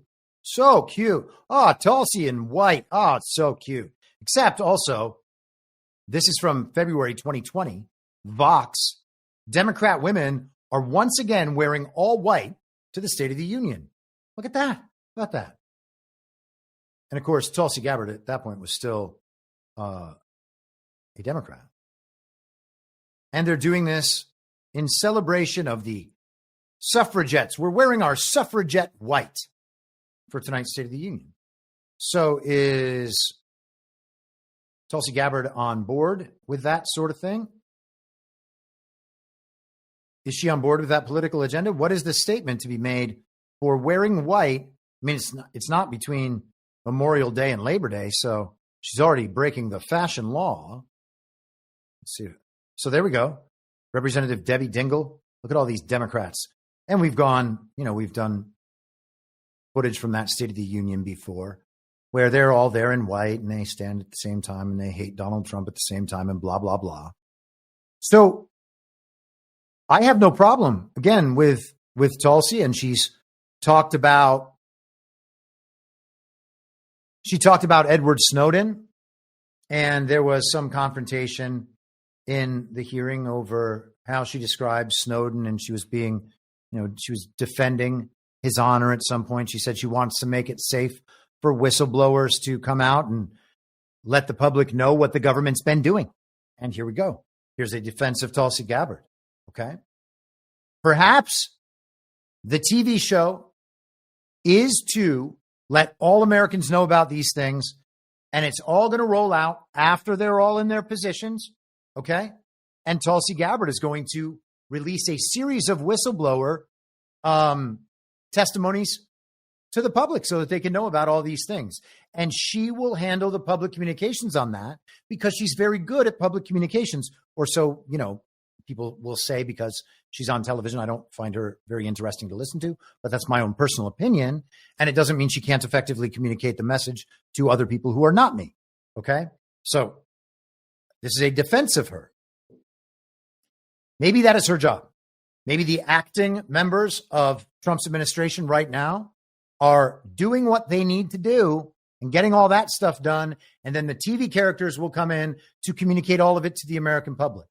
And if that's the case, then I'll say, clap, clap, clap. Well done. You guys have all done your jobs really, really well. But right now, I don't know that to be true. So my responsibility is to the truth and telling the truth and saying when people are not telling the truth, because otherwise, why would people in the public who are waking up and trying to discern the truth defend truthers who are not themselves defending the truth and demanding the truth? I don't understand why people's attention and money and time goes to those they know to be lying to them or excusing the lies of other people. And because we don't know, I'm not saying that they're not right, that these aren't ops. I just described how it would work. I'm saying we don't know. And all of them would admit they don't know. And if they didn't admit it, then you would be like, okay, well, that person's definitely lying to me. Because it's pretty clear at this point that some people have just been spotlighted so that everybody knows what it is they've done, unless the whole thing's just a stage play. And that may be possible as well. And maybe the result, ultimately, the only way out is to tune out completely. And if we're going to do that and still have a government, then the people need to be involved in the government and just not be listening to the television. Okay. But right now we have ourselves believing the television characters as they rationalize why other people are lying, themselves also lying. And we're like, no, we got to get these people's backs. They're on our side. Well, what other standard could there be for on our side versus not on our side than they lie to the American public all the time in a quest for their own power to implement their own preferred agenda? And it's not like we're talking about people who live these incredible moral lives. You know, it's not even that they're not even Christians, which is the funniest thing.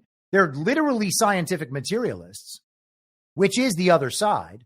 Not all, okay? Not all. And I'm not trying to attack people's beliefs. It is a fact about reality, at least what we can tell about these people. So, I mean, Tulsi Gabbard is legitimately a Hare Krishna. Now, I don't know much about that belief system, and I'm not trying to besmirch her for it, but I have to think it's kind of worldly. Maybe I'm wrong.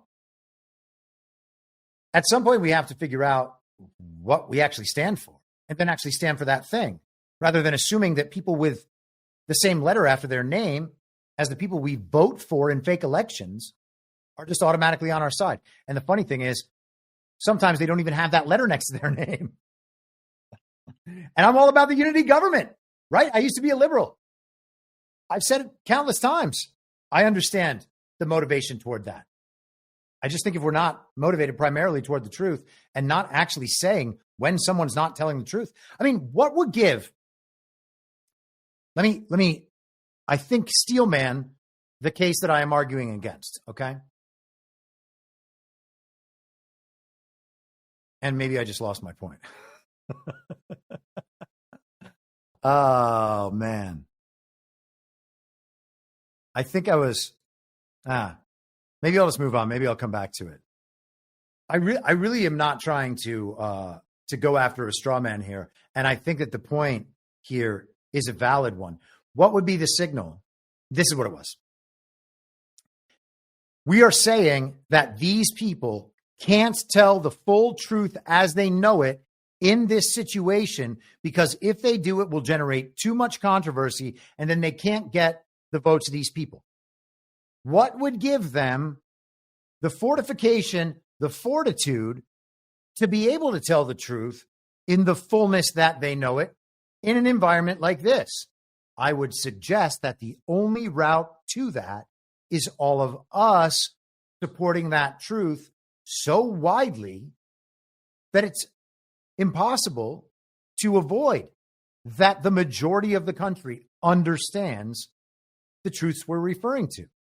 I said for cash, no matter what complaints they make about cash for January 6th, the majority of the country knows now that something was wrong with January 6th, or most things were wrong, the whole thing was wrong.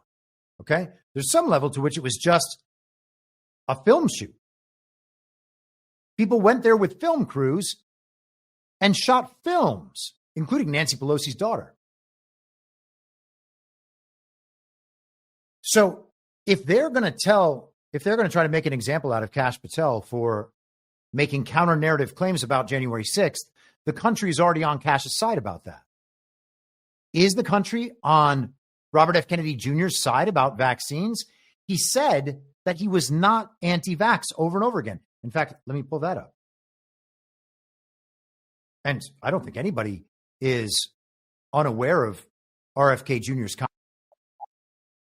He's made those claims and said he's not anti-vax plenty of times in plenty of venues. So I don't think that's the sort of thing that anyone could doubt. I have two clips on that, actually. Yeah, let's check this one out first.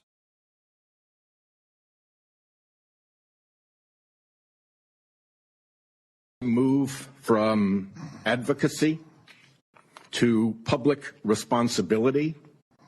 Americans are going to need to hear a clear and trustworthy recantation of what you have said on vaccinations, including a promise from you never to say vaccines aren't medically safe when they in fact are, and making indisputably clear that you support mandatory vaccinations against diseases where that will keep people safe. So if you want to be in our government, then you need to recant all the things you've said about vaccinations and let the public know that vaccines are safe. That's his college roommate saying that to him. A man who was at his wedding saying that to him. Why didn't he say, hi, RFK Jr., the public might need to know this or want to know this. You and I have known each other for 50 years. In fact, we've been close friends at many points in that 50 years. Why didn't either of them bring that up? Isn't that information the public should absolutely have from the two of them? So Sheldon Whitehouse tells RFK Jr. he has to recant his statements about vaccines if he wants to work for the illegitimate government, for the regime's government. And I don't know why, by the way, it's Donald Trump's appointment, because he has to do that. Otherwise, he has to then say, yeah, we're not appointing to any of these positions. So he's done it. He has acting people in there. He's appointed these people. Are these people trying to be in the constitutional republic, or are they just trying to be members of the false reality government? I would suggest the second, but we will see. Here's one more comment from RFK Jr. on the vaccinations. Vaccinated. I've written many books on vaccines. My first book in 2014, the first line of it is, I am not anti-vaccine, and the last line is, I am not anti-vaccine. Nor am I the enemy of food producers. American farms are the bedrock of our culture, of our politics, of our national security. I was a 4-H kid, and I spent my summer working on. Okay. So the first line of his book is, I'm not anti-vaccine. The last line of his book is, I'm not anti-vaccine. So people will say, well, you can't take on all these fights in this venue. Maybe. You can give him the benefit of the doubt if you want. Why is it bad when Trump does it? We were told by the Ron supporters. We were told by many Maha people. We're told by many people who were MAGA in some sense that it was Donald Trump's fault. Donald Trump was basically responsible for a genocide because he, quote unquote, promoted the vaccine that came from, quote unquote, vaccine that came from Operation Warp Speed, which was about far more than a vaccine, and people ignore that as well. So Donald Trump, not saying that he's anti-vaccine, is some moral crime from which he can never be forgiven. And when Robert F. Kennedy Jr. does it in Senate testimony, no big deal. I'm not anti-vaccine. Okay, which vaccine are you for? And he says, well, I'd be for any vaccine that has the scientific record that proves that it's safe and effective. So you trust the science? How much do you trust the science? Have you seen science that suggests that vaccines are safe and effective? Which ones? And of course, he listed the polio vaccine and the MMR vaccine. Well, is there science suggesting that they're not what they used to be and they're not vaccines and instead they're just saline solution and it has no ability to do anything? Nope. I don't think that's what it is. I mean, I guess you can make up all sorts of imaginary ways that he was just using code language. But if Donald Trump is a servant of pharma for saying that he's not anti-vax and that he thinks that the vaccine helped people, and there's an argument to be made at least that it did because it ended lockdowns, okay? No one got forced to take that vaccine. People chose to take that vaccine. They might have gotten leveraged and coerced, and I feel really bad about that, and that sucks. But Donald Trump told everybody for a year that COVID wasn't deadly. He showed them it wasn't deadly. He showed them that there were a range of therapeutics. The fact that there were a range of therapeutics meant that it shouldn't have received an EUA. None of that's Donald Trump's fault. He didn't make anybody take the vaccine. But this is the anti-vax warrior, according to people who hate Donald Trump for that. And he's not anti-vax. He says it. Why isn't he anti-vax? Why isn't he? Why isn't he publicly, boldly anti-vaccine? Is it because he's scared of pharma? Maybe. Maybe pharma is something to be scared of, and I'm open to that. Okay? But at the bottom of that is the false claim. It is the claim that supports the underlying truth of a false reality. And that's what the controlled opposition does. Okay? Is he Sheldon Whitehouse's controlled opposition, or is he on our side? And that's for each and every person to decide for themselves.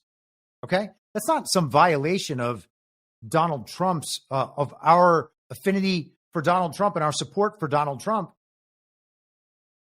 to demand basic honesty about what the person says in other places. Should he be speaking on our behalf about these issues when he is asked in sworn testimony? Or is it okay that he lies?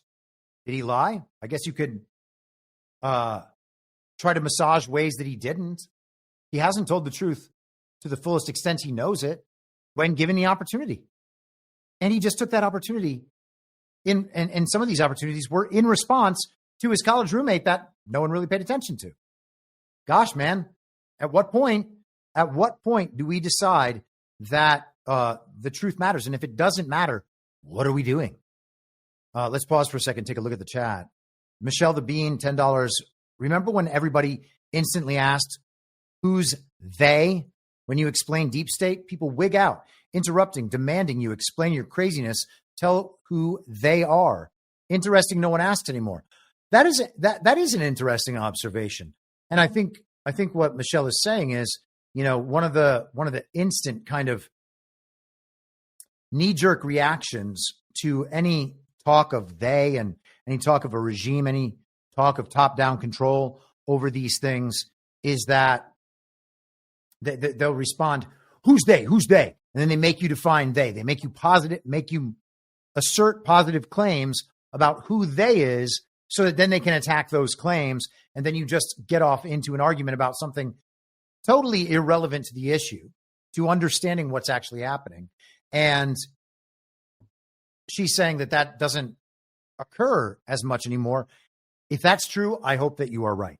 I still do experience that occurring at some points. I don't get in these discussions with normies that often with people who haven't woken up. My policy, and everybody has the different way that they react with their friends and acquaintances and strangers and people in their family, people they know, people they love, whatever relationship it is. There's probably slightly different standards in those relationships. My approach is to just say the true thing all the time. And that's that. Then you don't have to get caught doing anything you don't want to do. If they get upset at what you say the truth is, just be like, hey, we don't have to talk about this. This is what I think about it. I do a lot of work thinking about these things, developing these thoughts. But if you don't want to hear my thoughts, then great. We don't have to talk about it. Simple. But you don't have to agree with what they're wrong about to avoid a confrontation and then have a conversation as though that thing they're right or thing they're wrong about is not something that they're wrong about. All right. That thing they're wrong about is the only substance of the conversation. Opinions on top of that don't make any difference. A Dig just said, normies tend to avoid me, which I'm okay with. Yeah, I mean, they're not coming around me that often either. Let me play one more thing. And here's good RFK. I think this is good RFK, if I have the right clip. Or maybe this is good Kash Patel. Conspiracy theorist. That is a pejorative, Senator, that's applied to me, mainly to keep me from asking difficult questions of powerful interests. I was told that I was a conspiracy theorist. That label was applied to me because I said that the vaccines, the COVID vaccine, didn't prevent transmission and it wouldn't prevent infection, when the government was telling people, Americans, that it would. I was saying that because I was looking at the monkey studies in May of 2020. I was called a conspiracy. Now everybody admits it. I was called a conspiracy theorist because I said red dye caused cancer. And now FDA has acknowledged that and banned it. I was called a conspiracy theorist because I said fluoride lowered IQ.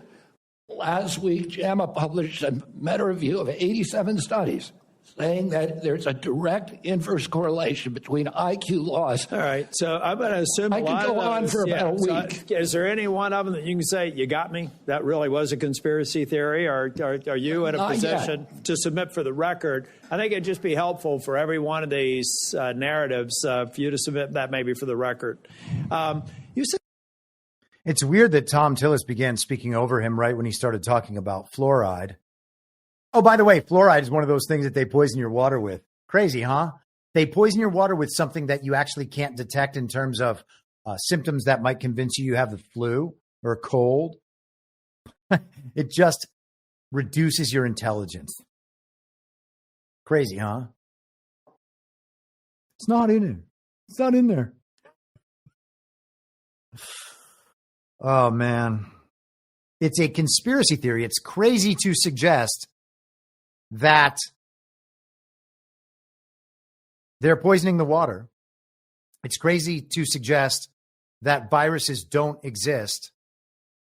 And it's not crazy to believe that they wouldn't lie so thoroughly as to convince the public that viruses do exist when they don't, despite the fact that it gives them a totally hands clean, hands off cause for selling people new pharmaceutical products, and it allows them to poison people at will with no blowback. Gosh, isn't it such an amazing system? I'd better not talk about these things. These are conspiracy theorists or conspiracy theories. And the reason that the nominees don't talk about them is because they're trying to wake up the normies, and normies won't wake up from hearing the truth. That's why we never try telling them the truth. And again, if the entire world is just about whether one set of secret society liars is controlling things rather than another set of secret society liars, well, then I guess this is just the human condition. But if it's not that, then maybe there's a purpose for telling the truth. And if it is that, maybe if everybody told the truth, we could get out of the permanent control between bouncing back and forth between these two sets of liars. Just saying. I don't know. I'm just saying.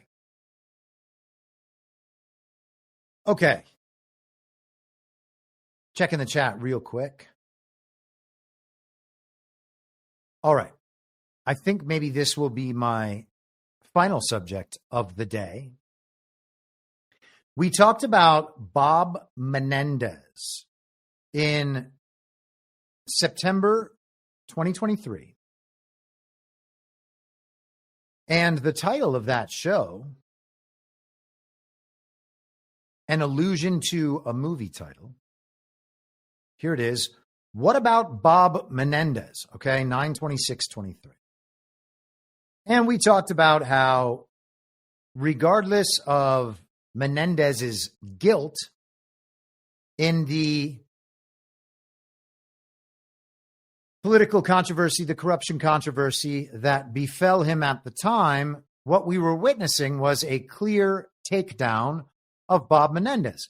And you can see a takedown operation at the same time you see someone who is worthy of being taken down because they committed actual crimes. Okay?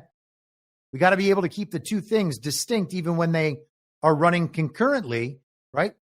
It's entirely possible that a corrupt politician should be taken down, and the media operation around their takedown is itself either a limited hangout or an intentional takedown meant to get rid of that person, totally besmirch their reputation for all time, whatever it might be. Okay? We can deal with the two things separately, and I think that's what I attempted to do a year and a half ago when the issue began. Now, at the time, we talked about the fact that Donald Trump had pardoned an associate of Bob Menendez. So that was a follow-up question. I looked up the Solomon Melgen or Melgen pardon. Dr. Solomon Melgen, a prominent Florida eye doctor, received clemency from former President Donald Trump on January 20th, 2021, during Trump's final hours in office. Melgen had been convicted in 2017 of defrauding Medicare out of $73 million and was serving a 17-year prison sentence. And by the way, if you saw the question below that I asked if this was tied to Rick Scott, because one of the complaints about Rick Scott was that he was involved in a Medicare fraud case, and his was when he was at the head of HCA Columbia, a larger Medicare fraud case than Melgen's, okay? And Rick Scott was the guy we were told was the super-based and red-pilled MAGA candidate for Senate Majority Leader before John Thune was chosen. We were supposed to all jump behind Rick Scott. Rick Scott, that's our guy. And we got John Thune. Is John Thune Trump's guy? It seems John Thune is Trump's guy. So why did the Con Inc. media op tell us that our guy was Rick Scott? Maybe it's for a good reason, maybe it's for a bad reason, but it was an op. And why do all those people in the same op tell us that all the TV characters on the fantasy team are good guys? Just saying. They all seem to be coordinating to achieve the same narrative missions again and again and again, while those narrative missions are appealing to standard issue villagers on the uniparty right, somewhat appealing to MAGA, but nonetheless not the proper solution from a MAGA perspective and from a truth-telling perspective. At what point can we acknowledge, oh, hey, there's another operation here? All right? Now, if we were watching a football game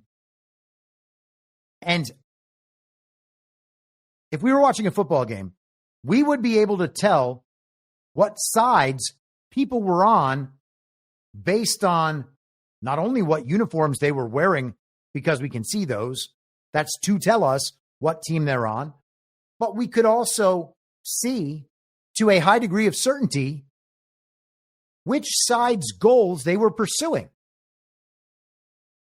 And as we watch them pursue those goals together, that's how we can tell. If they were all wearing the exact same uniforms, we would still be able to tell which team was which because we knew what goals they were pursuing. When I was a kid, we played pickup games of football during our high school's lunch period. We would go outside and we would play football. And sometimes it would be shirts and skins, or there would be whatever other way that you would know, okay, that guy's on that side. But at the end of the day, everybody who's watching, who doesn't even know what the teams are, could look and tell that one side is pursuing that end zone, the other side is going the other direction, and therefore we know who's on what team to a high degree of certainty. And yet we see people pursuing the same goals in these narrative operations, and we believe that because they have a certain letter next to their name, or they work for a certain media organization, or Donald Trump has said something nice about that person at some point, that we know what sides they're on, and then we ignore what goals they're actually pursuing. It is madness. But let us continue. Melgen was accused of persuading elderly patients to undergo unnecessary tests and treatments for diseases they did not have. That sounds bad. This is a claim, of course. Prosecutors described his actions as truly horrific and barbaric and inhumane. Between 2008 and 2013, Melgen received approximately $100 million from Medicare, $10 million from Medicaid, $62 million from private insurance, and $3 million from patients' payments. Well, that's a hell of a lot of money. A hell of a lot of money. Is there other Medicaid and Medicare fraud that goes on? Yes, all the time, right out in the open, and the government supports it, especially people like Bernie Sanders, who want Medicare for all.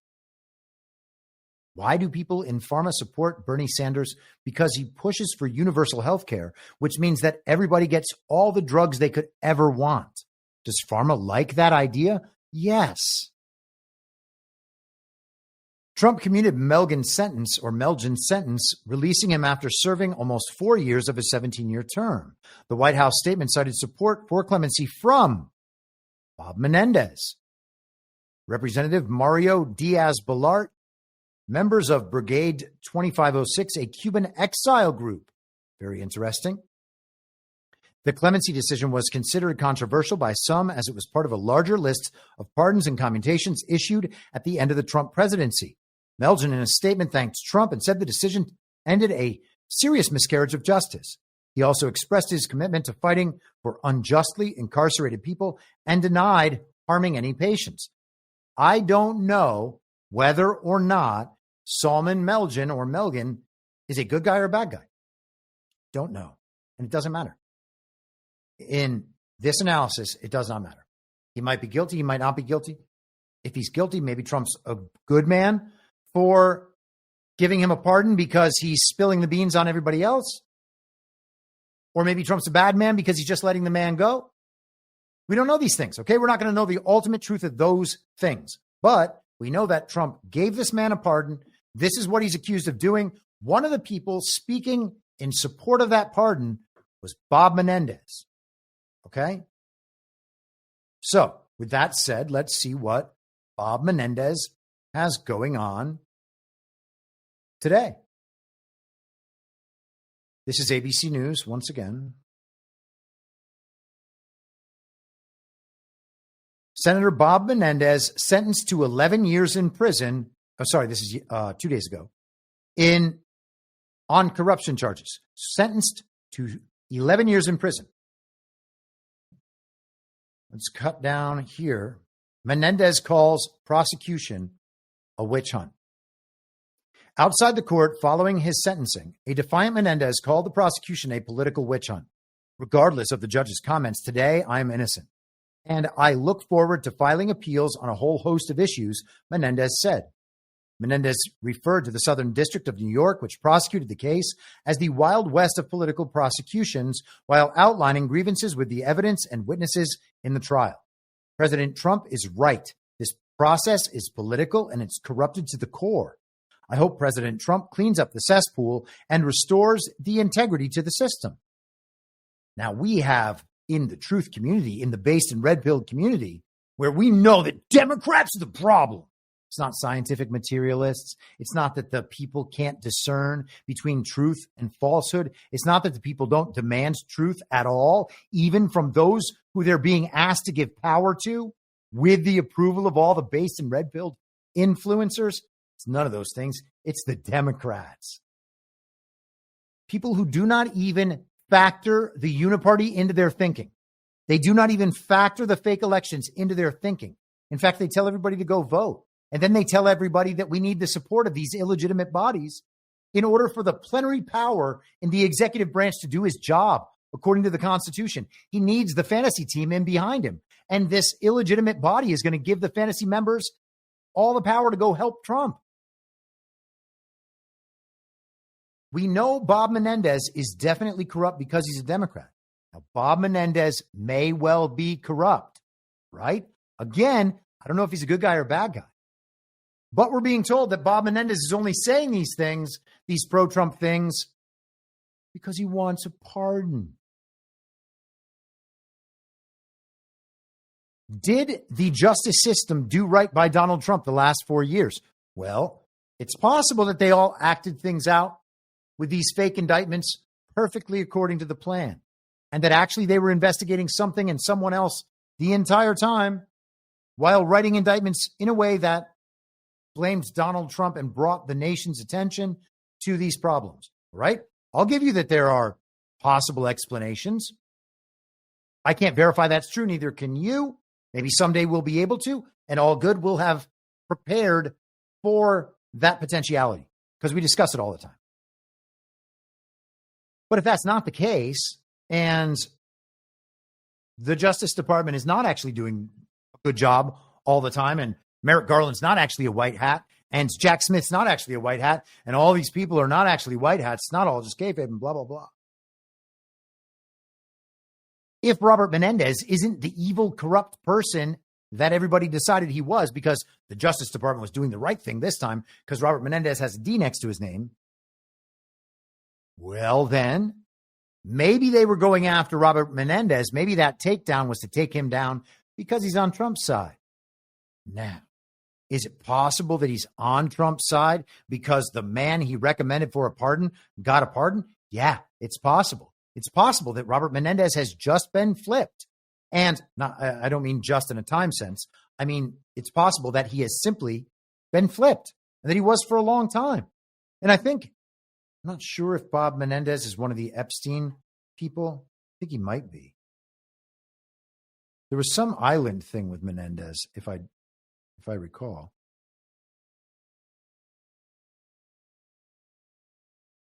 And I don't mean to cast aspersions. Don't sue me for defamation. Okay, so it's not that. Okay, yes, it is that. So Gwendolyn Beck, a former girlfriend of Senator Bob Menendez, was allegedly involved in activities with Jeffrey Epstein. According to a deposition by Virginia Gettr, one of Epstein's victims, Beck took part in orgies with Epstein. And so that is a former girlfriend of Bob Menendez. So that would be the connection. Now, all that could be real. All that could be false. All of it is certainly an intelligence operation about which the media cannot be trusted to tell us the truth. So I leave all of that open to question. And again, I would suggest that there's going to be a major rug pull on all of that. Okay? Bob Menendez might be a bad guy. I want to make that clear. I don't know how I can make it any clearer. It's totally possible that he might be a bad guy. It's also totally possible that he's not. And it sounds like something bigger than him just wanting a pardon from Trump for this grave crime. It sounds like something bigger is going on because he recommended someone else for a pardon and that person got a pardon. Robert Menendez was trusted. This is Danielle Sassoon from SDNY. She called it an egregious abuse of power at the highest levels of the government's legislative branch. Robert Menendez was trusted to represent the United States in the state of New Jersey, but instead he used his position to help his co-conspirators and a foreign government in exchange for bribes like cash, gold, and a luxury car. The sentences imposed today send a clear message that attempts at any level of government to corrupt the nation's foreign policy and the rule of law will be met with punishment. Well, that's a good principle. Let's talk about all those people doing foreign policy on behalf of Israel.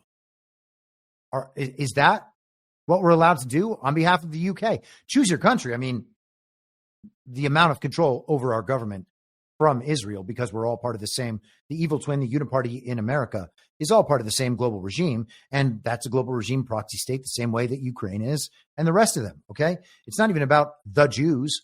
It's just about Israel, the proxy state. Those interests control American government to some degree. They control not all the governments of the world, although that was close to being true at some point. They control elements in all the countries of the world. And there's no disputing that. It just is what the global regime is. And so who are then the people corrupting the nation's foreign policy?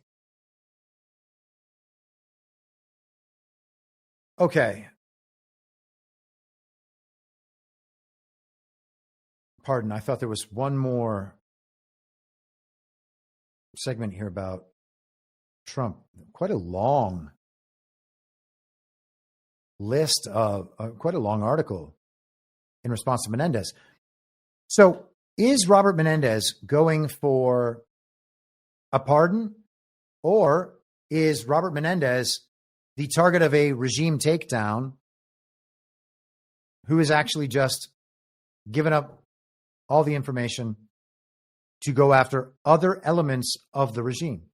And I would suggest it could be either. I don't know, and I don't pretend to know. I just do know that we need to get past our DNR problem.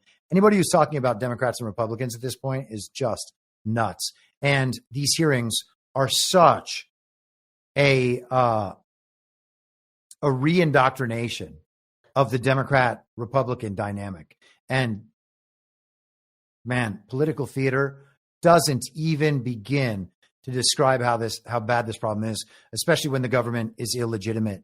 And the idea that people are defending these nominees for political power in positions of public service, we're defending them as they lie under oath to the American public. What have we become? Truthers, what have we become? Okay. I think I'm going to leave it there for this week.